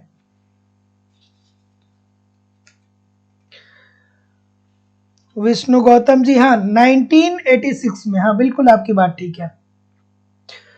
चलिए, खाद्य सूचकांक को बनाने का आधार क्या है? तो जितने भी लोग क्या बोल रहे हैं सर? सी बोल रहे हैं कि खाद्य सूचकांक को बनाने का आधार जो है वो थोक कीमत सूचकांक में प्राथमिक पदार्थों में खाद्य पदार्थ की मात्रा, थोक कीमत सूचकांक में विनिर्मित उत्पादों में खाद्य उत्पाद मात्रा। तो जितने लोग भी ए और बी बोल रहे हैं बिल्कुल ठीक है, अर्थात सी ऑप्शन नंबर बिल्कुल यहाँ पे ठीक होने वाला है। अगला प्रश्न, कि भारत में निम्न आर्थिक घटनाओं पर विचार करिए और इन घटनाओं का सही कालक्रम आपको बताना है। बिल्कुल ठीक है, चलिए क्या उत्तर आ रहा है भाई? बिल्कुल ठीक है, बिल्कुल ठीक है। क्या उत्तर आ रहा है भाई? हरित क्रांति की अवधारणा कब आती है भैया? ये आती है 1966 में। नई नवीन आर्थिक नीति कब आती है? 1991 में। 14 बैंकों का राष्ट्रीयकरण कब होता है? 1969 में, ठीक है।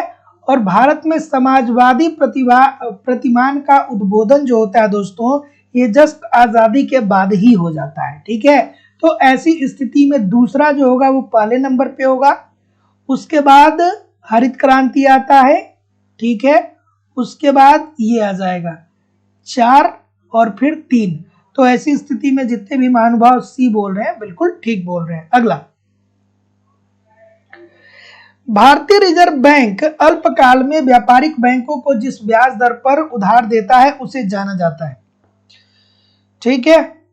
बच्चों वाला प्रश्न है भाई, बहुत बच्चों वाला प्रश्न, कि भारतीय रिजर्व बैंक अल्पकाल में व्यापारिक बैंकों को जिस ब्याज दर पर उधार देता है उसे क्या बोलते हैं? तो देखिए दोस्तों, ये रहा हमारे देश का केंद्रीय बैंक आरबीआई, ठीक है। ये रहा व्यापारिक बैंक, ठीक है। और ये रहे हम लोग अर्थात जनता, ठीक है, जनता।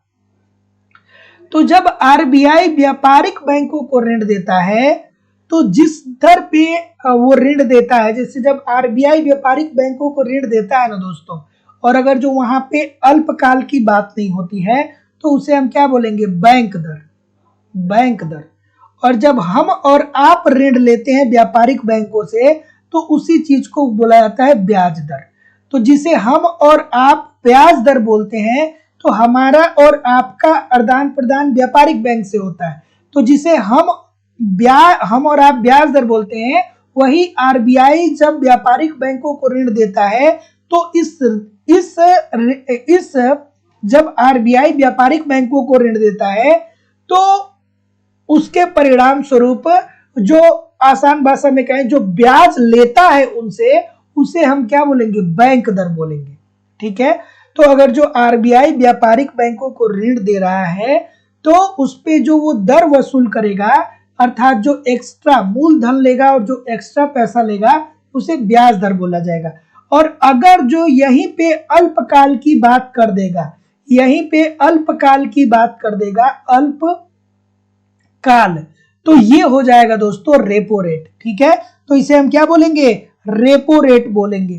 ठीक है, अर्थात अगर जो आरबीआई अल्पकाल के लिए व्यापारिक बैंकों को ऋण दे रहा है तो उसे रेपो रेट बोला जाएगा। और व्यापारिक बैंक अगर जो आरबीआई को अल्पकाल के लिए ऋण दे रहा है तो उसे रिवर्स रेपो रेट कहा जाएगा। तो जितने भी महानुभाव बी बोल रहे हैं बिल्कुल ठीक है। तो जब आरबीआई व्यापारिक बैंक को देगा अल्पकाल के लिए तो उसे रेपो रेट, और जब व्यापारिक बैंक आरबीआई को देगा तो उसे रिवर्स रेपो रेट। अल्पकाल की बात दोनों जगह होनी चाहिए। अगर जो अल्पकाल की बात नहीं होगी तो ऐसी स्थिति में वो बैंक दर हो जाएगा। ठीक है, ठीक है, क्या उत्तर हो जाएगा? चलिए, क्या उत्तर होगा कि निम्नलिखित उपायों में से कौन गरीबी का निवारण नहीं कर सकता है? आपसे कोई ये कहे कि ये बताओ कि कौन सी ऐसी बात है जिससे हमारे देश में गरीबी नहीं मिटाई जा सकती है, तो क्या कहेंगे भाई? कुछ कहेंगे उससे या शांत रहेंगे? कोई आपसे पूछे कि महंगाई कैसे दूर करेंगे, गरीबी कैसे हटाएंगे भारत में, तो क्या कहेंगे भाई? गरीबी निवारण नहीं कर सकता। कुछ कह रहे हैं सर जी ऑप्शन नंबर बी होगा। ये बी वाले महानुभाव कहां से आ गए भाई? ये नहीं पढ़ रहे हैं क्या? ये नहीं पढ़ रहे हैं क्या? नहीं पढ़ना पड़ेगा ना सर। ठीक है, तो निम्नलिखित उपायों में से कौन गरीबी का निवारण नहीं कर सकता है? बिल्कुल ठीक है, बिल्कुल ठीक है, बिल्कुल ठीक है, बिल्कुल। तो देखिए दोस्तों, जनसंख्या पर नियंत्रण जो है ये प्रत्यक्ष रूप से देखिए क्या पूछ रहा है कि निम्नलिखित उपाय में से कौन गरीबी का निवारण नहीं कर सकता है। तो जनसंख्या पे अगर जो आप नियंत्रण कर लेंगे ना, तो आप ये नहीं कह सकते हैं कि आपकी जो देश है उसमें गरीबी हट जाएगी। पाकिस्तान को देखिए, उनकी जनसंख्या कितनी है? हमारे उत्तर प्रदेश के बराबर है, 20 से 25 करोड़ वो लोग हैं। लेकिन हम ये थोड़ी कह सकते हैं कि उनके यहाँ जनसंख्या कम है तो वो लोग गरीब नहीं है, ऐसा कह सकते हैं क्या? अरे भाई, बहुत सारे ऐसे देश हैं जहां पे जनसंख्या नियंत्रण में है, जनसंख्या कम ही है, लेकिन फिर भी क्या हो रहा है कि वो बहुत गरीब है। तो जनसंख्या डजंट मैटर, प्रत्यक्ष रूप से गरीबी पर नियंत्रण जनसंख्या को कम करके नहीं किया जा सकता है। हाँ, अप्रत्यक्ष फैक्टर होते हैं। तो जितने भी महानुभाव ये बोलेंगे सभी लोग का उत्तर ठीक हो जाएगा। इतने सारे लोग गलत कर रहे इस प्रश्न को। हाँ, भूटान, नेपाल, श्रीलंका, ये सारे देश तो है ना भाई। भारत तो उनकी तुलना में अभी बहुत अच्छा है। पाकिस्तान रोज दिवालिया बन रहा है, श्रीलंका का आपने हाल देखा ही देखा है ना। तो भारत तो बहुत आगे है ना। जैसे बहुत लोग कहते हैं कि यार हम भारत जैसे देश में पैदा हो गए। अरे ये बहुत खुशी की बात है कि आप दुनिया के सबसे खूबसूरत जगह पे पैदा हुए हैं, जहाँ पे तीनों ऋतुएं पाई जाती हैं। आपको ठंड की भी अनुभूति होती है, ठंड का भी मजा लेते हैं, बारिश का भी मजा लेते हैं और गर्मी का भी मजा लेते हैं। कितने सारे देश हैं जहाँ पे गर्मी ही नहीं होती है, जहाँ पे ठंडी ही नहीं होती है। भारत में आपको ज्वालामुखी टाइप की कोई समस्या देखने को नहीं मिलती है, भूकंप प्रभावित क्षेत्र उतने ज्यादा नहीं है। ठीक है, तो भारत तो क्या है भैया, ये पृथ्वी का स्वर्ग है। किसने कहा था कि भारत पृथ्वी का स्वर्ग है? ये किसके द्वारा, किस दार्शनिक के द्वारा कहा गया था? कमेंट करके बताइए, किस दार्शनिक के द्वारा कहा गया कि भारत जो है वो पृथ्वी का स्वर्ग है? कमेंट करके बताइए।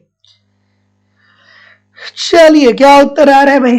तो जितने लोग भी ऑप्शन नंबर क्या बोल रहे हैं, ए बोल रहे हैं सर, बिल्कुल ठीक बोल रहे हैं कि निम्नलिखित में से कौन सा एक जनसंख्या की व्यावसायिक संरचना को बताता है? तो विभिन्न व्यवसायों में कार्यशील जनसंख्या का वितरण है। ठीक है, कि कार्यशील जनसंख्या का मतलब क्या होगा कि ऐसे लोग जो 15 से 64 वर्ष के बीच में है। ठीक है, मतलब 15 से 64 वर्ष के बीच में जो लोग हैं वही लोग क्या होते हैं कि भारत के किसी भी व्यवसाय को कर सकते हैं। ठीक है, किसी भी व्यवसाय को कर सकते हैं, और इसे ही क्या बोलते हैं? इसे ही तो श्रम शक्ति बोलते हैं ना भैया, श्रम शक्ति इसे ही तो बोलते हैं, या कार्यशील जनसंख्या, इसी की बात तो होती है ना। तो निम्नलिखित में से कौन सा एक जनसंख्या की व्यावसायिक संरचना को बताता है? व्यावसायिक संरचना इट मीन्स कि ऐसे लोग जो किसी भी प्रकार के कार्य करने के लिए सक्षम है, जोखिम भरे काम भी वो कर सकते हैं, मतलब कल कारखानों में भी जाके काम कर सकते हैं। तो ये जो दोस्तों हो जाएगा वो हो जाएगा 15 से 64 वर्ष के आय के लोग। तो जितने लोग भी ऑप्शन नंबर क्या बोल रहे हैं, ए बोल रहे हैं, बिल्कुल ठीक बोल रहे हैं। अगला, बिल्कुल ठीक है कि भारत में बच्चों के कुपोषण का माप किया जाता है। चलिए भैया, भारत में कोई बच्चा कुपोषित है? भारत में कोई बच्चा कुपोषित है कि नहीं है? इस बात का अनुमान कैसे लगाते हैं? कैसे नहीं लगाते? ये पूछ रहा है कि भारत के बच्चों में कुपोषण का माप किया जाता है। अब यहाँ पे थोड़ा सा प्रश्न ट्रिकी है ना? बिल्कुल ठीक है। अब जो लोग ए बोलेंगे वो ये समझिए कि कैलोरी की मात्रा नहीं देखी जाती है। बच्चों में कुपोषण की जो माप की जाती है वो 3 वर्ष के बच्चों में से कम उम्र के न्यून भार वाले बच्चे होते हैं। मतलब 3 वर्ष का अगर जो बच्चा हो गया है तो उसका वजन किया जाता है कि ये कै किलो का है। तो एक मानक है कि अगर जो इतने का है तो कुपोषित नहीं है, और इससे कम का है तो कुपोषित है। ठीक है, और कैलोरी मात्रा की बात होती है दोस्तों, तो इसमें क्या होता है? इसमें गरीबी और अमीरी की बात होती है। ठीक है, अर्थात अगर जो आप ग्रामीण इलाके में रह रहे हैं और 2400 कैलोरी कंज्यूम कर पा रहे हैं तो आप क्या हैं? गरीब नहीं हैं। और शहर में आप रह रहे हैं, 2100 कैलोरी अगर जो आप कंज्यूम कर पा रहे हैं तो क्या है? आप अमीर, आप गरीब नहीं है। क्लियर हो गया? सभी लोग एक बार वीडियो को लाइक जरूर कर दिया करिए। इतने सारे लोग क्लास देखते हैं। देखिए, जितने लोग क्लास देख रहे हैं इसमें से कम 20 लोग अभी भी ऐसे हैं जो लाइव है और वीडियो को लाइक नहीं किए हैं। ऐसा क्यों है भाई? कृपया करके लाइक जरूर कर दिया करिए। चलिए आगे बढ़ेंगे अगले प्रश्न की तरफ, कि आर्थिक सिद्धांत में सेटरस पैरिबस शब्द का प्रयोग किया जाता है। और दोस्तों, लाइव स्टडी इलाहाबाद के मोबाइल एप्लीकेशन पे आपकी इकोनॉमिक्स की दूसरी क्लास चल रही है। दोपहर में 12 बजे से आपके कॉन्सेप्ट की क्लास होती है। मैं जिम्मेदारी और विश्वास से कह रहा हूँ कि वहाँ पे सिंपल सटीक साधारण भाषा में पूरी इकोनॉमिक्स आपको पढ़ाई जा रही है। बिल्कुल नया बैच ही अभी प्रारंभ हुआ है। जो 2-4-10 क्लासेस आपकी छूट गई हैं वो रिकॉर्डेड फॉर्म में आपको मिल जाएंगी। 12 बजे से आप क्लास करते हैं। अगर जो लाइव नहीं ज्वाइन कर पाते हैं तो बाद में वो रिकॉर्डेड क्लास भी आपको मिल जा रही है। कंप्लीट इकोनॉमिक्स के नोट्स भी आपको दिए जा रहे हैं। एक तरफ नोट्स भी पढ़ते रहिए, टेस्ट सीरीज भी दिए जा रहे हैं। टेस्ट दीजिए, अपना इवैल्यूएशन करिए कि आखिरकार कहाँ पे प्रश्न गलत हो रहे हैं, फिर उसको सही करिए। फिर आपको प्रीवियस ईयर की क्वेश्चन पेपर और करंट सब कुछ दिया जा रहा है लाइफ टाइम की वैलिडिटी के साथ। इट मीन्स एक बार कोर्स परचेज करते हैं तो आप ईमानदारी से हमारे साथ तब तक बने रहेंगे जब तक आपका सिलेक्शन नहीं होता है। जब भी नया कोई बैच लॉन्च होता है आपको ऑटोमेटिक ऐड कर दिया जाएगा, अलग से फीस पेमेंट करने की जरूरत नहीं होगी। सपोज करिए कि जैसे यूपी टीजीटी पीजीटी का आप बैच ज्वाइन करते हैं तो एलटी की वैकेंसी आती है, जीआईसी की वैकेंसी आती है, तो जैसे ही नया बैच प्रारंभ होगा आपको ऑटोमेटिक वहां पे ऐड कर दिया जाएगा। अलग से कोई फीस जमा करने की जरूरत नहीं होगी। फीस 2000 रुपए है केवल। फीस जो है वो लाइफ टाइम की वैलिडिटी के साथ मात्र केवल 2000 रुपए है। तो आपको अपनी फीस इस नंबर पे पेमेंट करनी होगी, गूगल पे, फोन पे या पेटीएम के माध्यम से, और उसका स्क्रीनशॉट आपको इसी व्हाट्सएप नंबर पे सेंड करना होगा, या आप डिस्क्रिप्शन बॉक्स में जाकर के एप्लीकेशन को डाउनलोड करके वहां से डायरेक्ट कोर्स को परचेज कर सकते हैं। तो ऑप्शन नंबर जितने लोग भी क्या बोल रहे हैं कि अन्य बातें समान है, बिल्कुल ठीक है। हम पढ़ते हैं ना कि अन्य बातें समान है, तो वस्तुओं की कीमतों में वृद्धि हो जाने से मांगी गई मात्रा पर क्या असर पड़ेगा? तो मांग कम हो जाएगी, कीमत वृद्धि हो जाएगा तो मांग कम हो जाएगी। ठीक है, अन्य बातें स्थिर है। अब अन्य बात इसमें स्थिर क्या होती है? हो सकती है उपभोक्ता की रुचि स्थिर हो सकती है। ठीक है, उपभोक्ता की रुचि स्थिर हो सकती है, उपभोक्ता का फैशन स्थिर हो सकता है। ठीक है, तो बी बिल्कुल ठीक है। चलिए अन्य बातें समान रहने पर वितरण के सीमांत उत्पादकता सिद्धांत के अनुसार रोजगार बढ़ाने के लिए हमें क्या करना चाहिए? वितरण का सीमांत उत्पादकता सिद्धांत किसने दिया था भैया? वितरण का सीमांत उत्पादकता सिद्धांत किसने दिया था? कमेंट करके बताइए, किसने दिया था भाई? वितरण का सीमांत उत्पादकता सिद्धांत किसने दिया था? कहिए ना सर जी। जेबी क्लार्क साहब, जेबी क्लार्क साहब ने दिया था, है कि नहीं है? बिल्कुल ठीक है, बिल्कुल ठीक है। अरे भाई ये वितरण के सीमांत उत्पादकता की बात कर रहा है।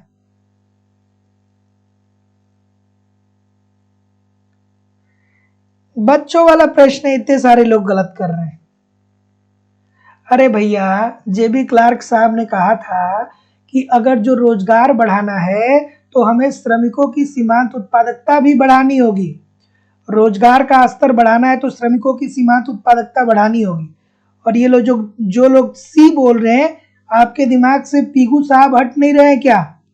जो लोग बी बोल रहे हैं, आपके दिमाग से पीगू साहब भग नहीं रहे हैं क्या? अरे भैया ये प्रतिष्ठित अर्थशास्त्रियों ने कहा था, अर्थात पीगू साहब ने कहा था कि रोजगार बढ़ानी है तो मजदूरी में कटौती करना पड़ेगा, रट्टा नहीं मारना है ना कि बस रोजगार और मजदूरी दे दे फिर खींच देंगे उत्तर। अरे भैया ये वितरण के सीमांत उत्पादकता सिद्धांत की बात कर रहा है, ये क्लासिकल अर्थशास्त्रियों की बात नहीं कर रहा है, ये पीगू की बात नहीं कर रहा है, ये जेबी क्लार्क की बात कर रहा है। और जेबी क्लार्क साहब ने कहा था कि हमको अगर जो रोजगार बढ़ाना है तो श्रमिकों की सीमांत उत्पादकता में क्या करनी पड़ेगी? वृद्धि करनी पड़ेगी। पीगू को बहुत ज्यादा सीरियस आप लोग ले लिए हैं लग रहा है, इसीलिए मैं बोलता हूं भैया कॉन्सेप्ट पढ़ा करिए, कॉन्सेप्ट पढ़ना जरूरी है। जब अगर जो आपका कॉन्सेप्ट क्लियर होगा ना तो फिर आपको ये बात समझ में आएगी कि अरे भैया वो तो वो हम लोग क्लासिकल अर्थशास्त्रियों के अंतर्गत पीगू को पढ़े थे। यहाँ पे सीमांत उत्पादकता, वितरण की सीमांत उत्पादकता थियरी की बात हो रही, दोनों में जमीन आसमान का अंतर है।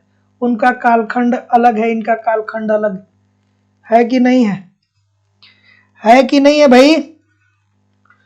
चलिए कि सामर्थ्य उत्पाद अर्थव्यवस्था की उत्पादन क्षमता में से निर्धारित होती है, जो निर्भर करता है।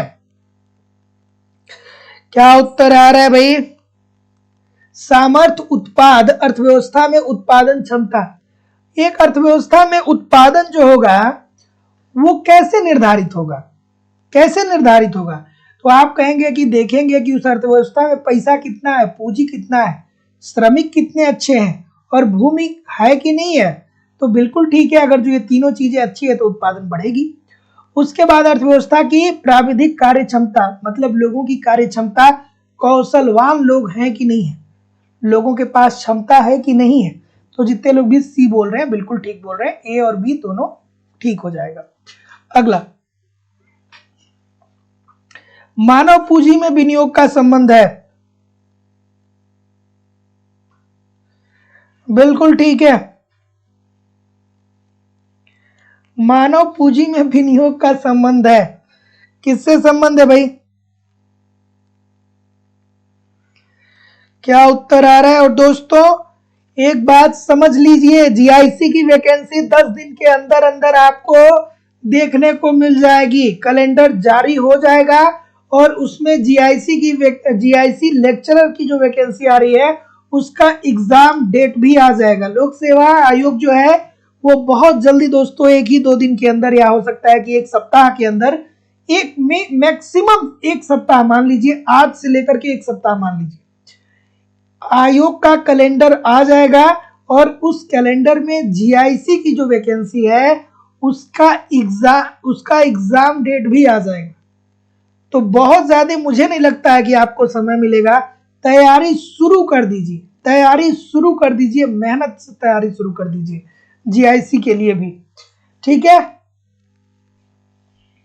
कि मानव पूंजी में विनियोग का संबंध है, तो क्या उत्तर होगा भाई? मानव पूंजी में विनियोग का संबंध है। तो जितने भी महानुभाव क्या बोल रहे हैं, सभी बोल रहे हैं ना, आपके घर वाले भी आपके ऊपर विनियोग ही कर रहे हैं। क्यों? क्योंकि पैसा दे रहे हैं, पढ़ा रहे हैं, लिखा रहे हैं। क्यों पढ़ा लिखा रहे हैं? कि भैया हमारा लड़का लड़की शिक्षित हो जाएगा तो भविष्य में चल के नौकरी पा जाएगा, नौकरी पा जाएगा, प्रतिष्ठा पा जाएगा, प्रतिष्ठा पा जाएगा तो पैसा भी मिलेगा, पैसा मिलेगा तो हमको भी खुश रखेगा, हमारे नाती को भी खुश रखेगा, है कि नहीं है? तो आपके पेरेंट्स भी क्या कर रहे हैं, आप में विनियोग ही कर रहे हैं, ताकि आपकी शिक्षा पे वो लोग व्यय कर रहे हैं, प्रशिक्षण पे वो लोग व्यय कर रहे हैं, और आपकी स्वास्थ्य सुविधाओं को भी वो लोग देख रहे हैं। वो इसीलिए देख रहे हैं ताकि आप ये सब कुछ, अच्छी शिक्षा होगी, अच्छा प्रशिक्षण आपको मिलेगा, स्वस्थ रहेंगे तो आप क्या कर पाएंगे कि पढ़ पाएंगे। ठीक है, पढ़ेंगे तो होनहार स्टूडेंट बन पाएंगे, होनहार स्टूडेंट बढ़ेंगे तो परीक्षा क्वालिफाई कर पाएंगे, परीक्षा क्वालिफाई कर पाएंगे तो फिर नौकरी लग जाएगी, नौकरी लग जाएगी तो सैलरी मिलने लगेगी, तो सैलरी मिलने लगेगी तो सबका जीवन क्या हो जाएगा, बेहतर हो जाएगा। तो जितने लोग भी डी बोल रहे हैं ठीक बोल रहे हैं। अगला प्रश्न अगला कि दोहरी गणना से अभिप्राय किसका है? दोहरी गणना से क्या अभिप्राय है भाई? क्या उत्तर हो जाएगा? बिल्कुल ठीक है, दोहरी गणना से अभिप्राय है। इजी सी बात है भैया कि एक ही वस्तु की जब राष्ट्रीय आय की गणना करते हैं तो किसी एक वस्तु की ही गणना एक से ज्यादा बार कर देते हैं। जैसे जब हम प्राथमिक वस्तुओं के अंतर्गत देखेंगे तो कपास को हम लोग गणना कर लेंगे, और उसी कपास से कपड़ा बनता है, तो फिर जब राष्ट्रीय आय की गणना करेंगे तो फिर कपड़े को भी शामिल कर लेंगे। तो ऐसी स्थिति में एक ही वस्तु की गणना हम लोग दो बार कर ले रहे हैं, अर्थात पुनरावृत्ति हो जा रही है। तो जितने लोग भी क्या बोल रहे हैं, ए बोल रहे हैं, बिल्कुल ठीक बोल रहे हैं। अगला कि किन्स के तरलता जाल की स्थिति में मुद्रा पूर्ति में वृद्धि होने से क्या होगा? बच्चों वाला प्रश्न है भाई, छोटे से बच्चों वाला प्रश्न है, छोटे से बच्चों वाला प्रश्न है ना।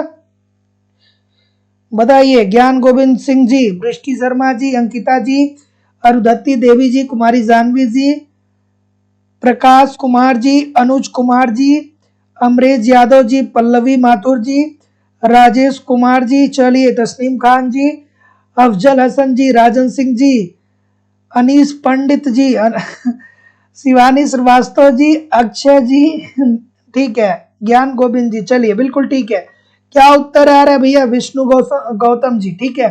क्या उत्तर आ रहा है? डी बोल रहे हैं भैया। इजी सी बात है, किन साहब ने अपने तरलता जाल सिद्धांत के अंतर्गत यही कहा कि अर्थव्यवस्था में जब मुद्रा की पूर्ति बढ़ेगी, तो जब सभी लोगों के पास पैसा जाएगा तो ऐसी स्थिति में क्या होगा?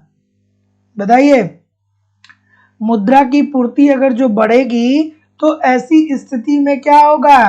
ब्याज की दर में कमी आएगी, लेकिन ब्याज की दर एक निश्चित अवस्था तक ही कम हो जाएगी, उससे ज्यादा ब्याज की दर और कम नहीं हो सकती है। ठीक है, तो विनियोग और रोजगार पे क्या होगा? कोई भी प्रभाव नहीं पड़ेगा। तो जितने लोग भी ऑप्शन नंबर डी बोल रहे हैं बिल्कुल ठीक है। आप कुछ लोग कहेंगे सर जी आप तो कह रहे हैं कि ब्याज दर कम होगा, और यहाँ पे तो दिया गया है कि ब्याज दर विनियोग और रोजगार पर कोई प्रभाव नहीं पड़ेगा। हाँ भैया, बात ये भी सही है। क्यों सही है? क्योंकि अगर जो मुद्रा की पूर्ति बढ़ेगी ना, तो ब्याज की दर एक निश्चित स्तर तक ही कम होगी, उसके बाद ब्याज में भी कोई परिवर्तन नहीं होगा, ब्याज दर ऋणात्मक नहीं होगा, और विनियोग तथा रोजगार पर भी कोई असर नहीं पड़ेगा। तो ब्याज एक स्थिति ऐसी आएगी कि जहां पे ब्याज दर पे भी प्रभाव नहीं पड़ेगा, विनियोग पे भी प्रभाव नहीं पड़ेगा, और रोजगार पे भी कोई प्रभाव नहीं पड़ेगा। ठीक है, अगला कि निम्नलिखित में से कौन सा एक कथन किन्स के उपभोग फलन के लिए सत्य है?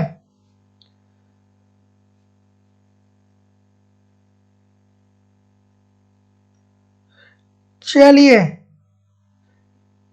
सदानंद मिश्रा जी बताइए इस प्रश्न का उत्तर। चलिए भाई क्या उत्तर आ रहा है?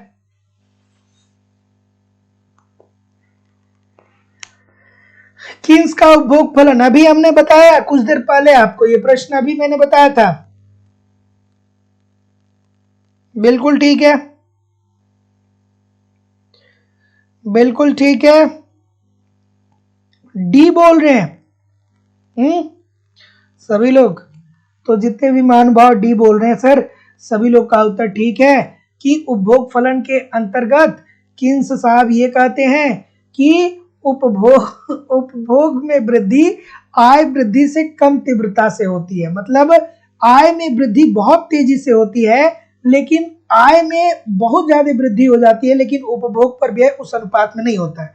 जैसे अभी बेरोजगार हैं तो भी रोटी सब्जी दाल चावल यही सब तो खाते हैं। नौकरी मिल जाएगी तो भी तो रोटी सब्जी दाल चावल ही खाएंगे ना, थोड़ा सा घी को ऐड कर लेंगे, थोड़े से और थाली में एक दो सब्जी और बढ़ा लेंगे, ठीक है, और चीजें थोड़ी सी बढ़ा लेंगे, यही ना करेंगे और क्या करेंगे। ठीक है, तो अभी तो 0 रुपए आए हैं तो इतना कम से कम उपभोग कर रहे हैं। 70,000 हो जाएगी तो थोड़ा सा आपके थाली की कास्ट 20-30 रुपए बढ़ जाएगी और क्या हो गया। वही तो बात ये कर रहे हैं कि उपभोग में वृद्धि आय वृद्धि से कम तीव्रता से होती है। अगला चलिए बताइए। और जिन लोगों ने भी चैनल को सब्सक्राइब नहीं किया है, आप चैनल को सब्सक्राइब करके बेल आइकन को जरूर क्लिक कर लीजिए। प्रत्येक दिन शाम को 7 बजे से क्लास होती है और संडे को छुट्टी होती है, ठीक है। क्रिसमस पे क्या आप लोग चाहते हैं छुट्टी कर दिया जाए या क्लास लिया जाए? क्रिसमस पे छुट्टी कर दिया जाए या क्लास लिया जाए? भाई एक बार कमेंट करके बता दीजिए मुझे, क्रिसमस की छुट्टी कर दी जाए कि क्लास ली जाए? चलिए, तो जैसा कि मैं देख पा रहा हूं, बिल्कुल ठीक है। एक दोस्तों होता है स्वायत्त विनियोग और दूसरा क्या होता है? एक होता है स्वायत्त विनियोग और दूसरा होता है प्रेरित विनियोग। तो स्वायत्त विनियोग का मतलब क्या होता है?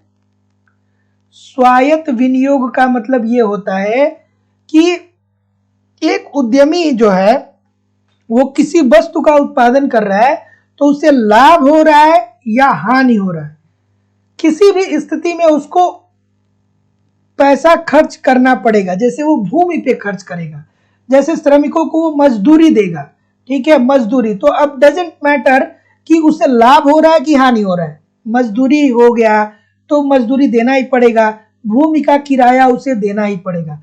और दूसरा क्या होता है दोस्तों? दूसरा होता है प्रेरित विनियोग। प्रेरित विनियोग, तो प्रेरित विनियोग के अंतर्गत क्या होता है कि जब उत्पादक को लाभ ज्यादा मिलता है तो वो क्या करता है कि अपने उत्पादन को और बढ़ाने की चेष्टा करता है, वो और ज्यादा निवेश बढ़ा देता है, तो इसे प्रेरित विनियोग कहा जाता है। चलिए क्या उत्तर हो जाएगा? तो जितने लोग भी क्या बोल रहे हैं सर? तो स्वायत्त विनियोग और प्रेरित विनियोग का अंतर आप समझ पाए ना? 2 प्रकार के विनियोग होते हैं, एक होता है स्वायत्त विनियोग, दूसरा होता है प्रेरित विनियोग। तो स्वायत्त विनियोग का मतलब ये होता है कि कोई एक उद्यमी है, तो मान लीजिए कि वो कोई एक वस्तु बना रहा है, जैसे ये पेन बना रहा है, कोई एक उद्यमी है, कोई एक कंपनी है जो पेन बना रही है। तो अगर जो पेन वो बेच रहा है उसे लाभ नहीं भी मिल रहा है तो भी पेन बनाने के लिए वो श्रमिक रखा होगा तो उसे मजदूरी देगा, जिस भूमि पे अपना सेटअप तैयार किया होगा उसका किराया देगा। तो उसे लाभ मिल रहा है कि हानि मिल रहा है ये डजंट मैटर, तो लेकिन उसे व्यय करना पड़ेगा। तो इस प्रकार का विनियोग स्वायत्त विनियोग कहलाता है। लेकिन अगर जो ये इस पेन का उत्पादन कर रहा है और दिन दूना रात चौगुना उसे क्या हो रही है? लाभ मिल रहा है, तो जब उसे लाभ ज्यादा मिलेगा तो वो और उत्पादन करना चाहेगा, और उत्पादन करना चाहेगा और उत्पादन करना चाहेगा तो अपने निवेश को और बढ़ाएगा, जिसे प्रेरित विनियोग कहा जाएगा। तो जितने भी महानुभाव क्या बोल रहे हैं? बिल्कुल ठीक है। तो जितने भी महानुभाव डी बोल रहे हैं बिल्कुल ठीक बोल रहे हैं कि उपरोक्त में से कोई नहीं होगा, क्योंकि यदि वाई आय है, पी लाभ है तथा आई स्वतंत्र निवेश है, तो निम्नलिखित में से कौन सा संबंध सही है? तो इसमें से कोई भी संबंध नहीं है, क्योंकि दोस्तों यही तो मैं आपको बता रहा था, स्वायत्त विनियोग और प्रेरित विनियोग। तो आय, लाभ और स्वतंत्र निवेश में कोई भी संबंध यहाँ पे देखने को नहीं मिल रहा है, क्योंकि स्वायत्त विनियोग वह विनियोग होता है जिसके ऊपर आय के स्तर का कोई भी प्रभाव नहीं पड़ता है। यही तो मैं बात इसमें बता रहा था, ठीक है, कि आय आपकी ज्यादा हो रही है कि कम हो रही है। अगला क्या उत्तर हो जाएगा? बिल्कुल ठीक है। चलिए बिल्कुल ठीक है भाई।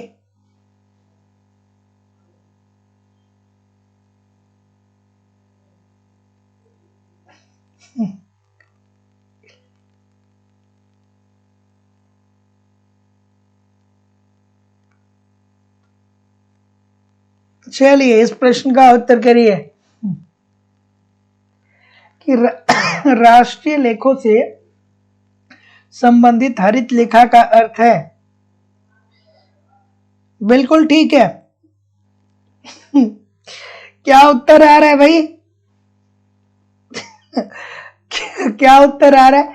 तो जितने लोग भी ऑप्शन नंबर डी बोल रहे हैं बिल्कुल ठीक है। राष्ट्रीय लेखों में हरित लेखा का अर्थ ये होता है कि जब हम अपने राष्ट्रीय आय की गणना करते हैं तो हम इस बात का भी अध्ययन करते हैं कि एक तरफ हम विकास तो कर रहे हैं, लेकिन कितना विनाश अपने पर्यावरण को कर रहे हैं, ठीक है। तो हम ऐसा न करें कि विकास के चक्कर में हम अपने पर्यावरण का ही विनाश कर दें। तो इसीलिए दोस्तों कार्बन कर लगाया जाता है। और कार्बन कर किस पे लगाया जाता है? जिसके दोहन से कार्बन डाइऑक्साइड रिलीज होता है। तो अगर जो कोई देश, किसी देश की राष्ट्रीय आय का लेखांकन किया जाता है तो उसमें ये भी देखा जाता है कि जब हम विकास कर रहे हैं तो उससे पर्यावरण को क्षति न पहुंचे, अर्थात पर्यावरण की अधिक प्रवाह। तो जितने लोग भी डी बोल रहे हैं सभी लोग का उत्तर बिल्कुल ठीक है। अगला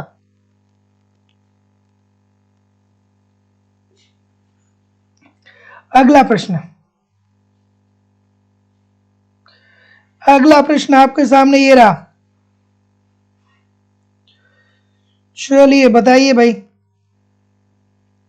चलिए ज्योति चौरसिया जी, शिवानी श्रीवास्तव जी, सुमन त्रिपाठी जी, राजेश कुमार जी, चलिए सोनी शर्मा जी, अनीस पंडित जी, लाल बहादुर जी, रुदत्ती देवी जी, शिवानी श्रीवास्तव जी। चलिए ठीक है, कोई बात नहीं, बिल्कुल ठीक है।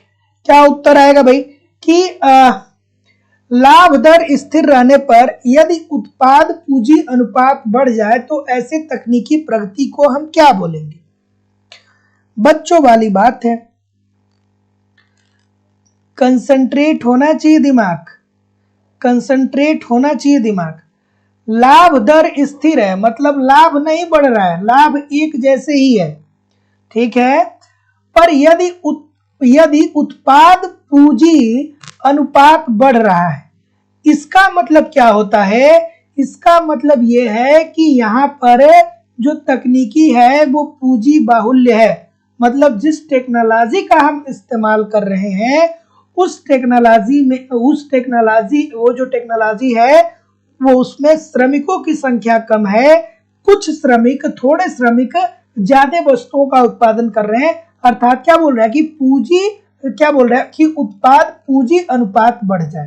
पूंजी अनुपात बढ़ जाए कि मतलब अब क्या हो रहा है कि किसी टेक्नोलॉजी को अगर जो हम परचेज कर रहे हैं तो उस पर पूंजी हम ज्यादा लगा रहे हैं, श्रमिक को कम करके पूंजी ज्यादा लगा रहे हैं, तो पूंजी बाहुल्य हो जाएगा। तो जितने भी लोग क्या बोल रहे हैं, सी बोल रहे हैं, बिल्कुल ठीक बोल रहे हैं। और जिन लोगों ने भी चैनल को सब्सक्राइब नहीं किया है आप चैनल को सब्सक्राइब कर लीजिए। 7:10 पे मैं लाइव आ जाता हूं, ठीक है।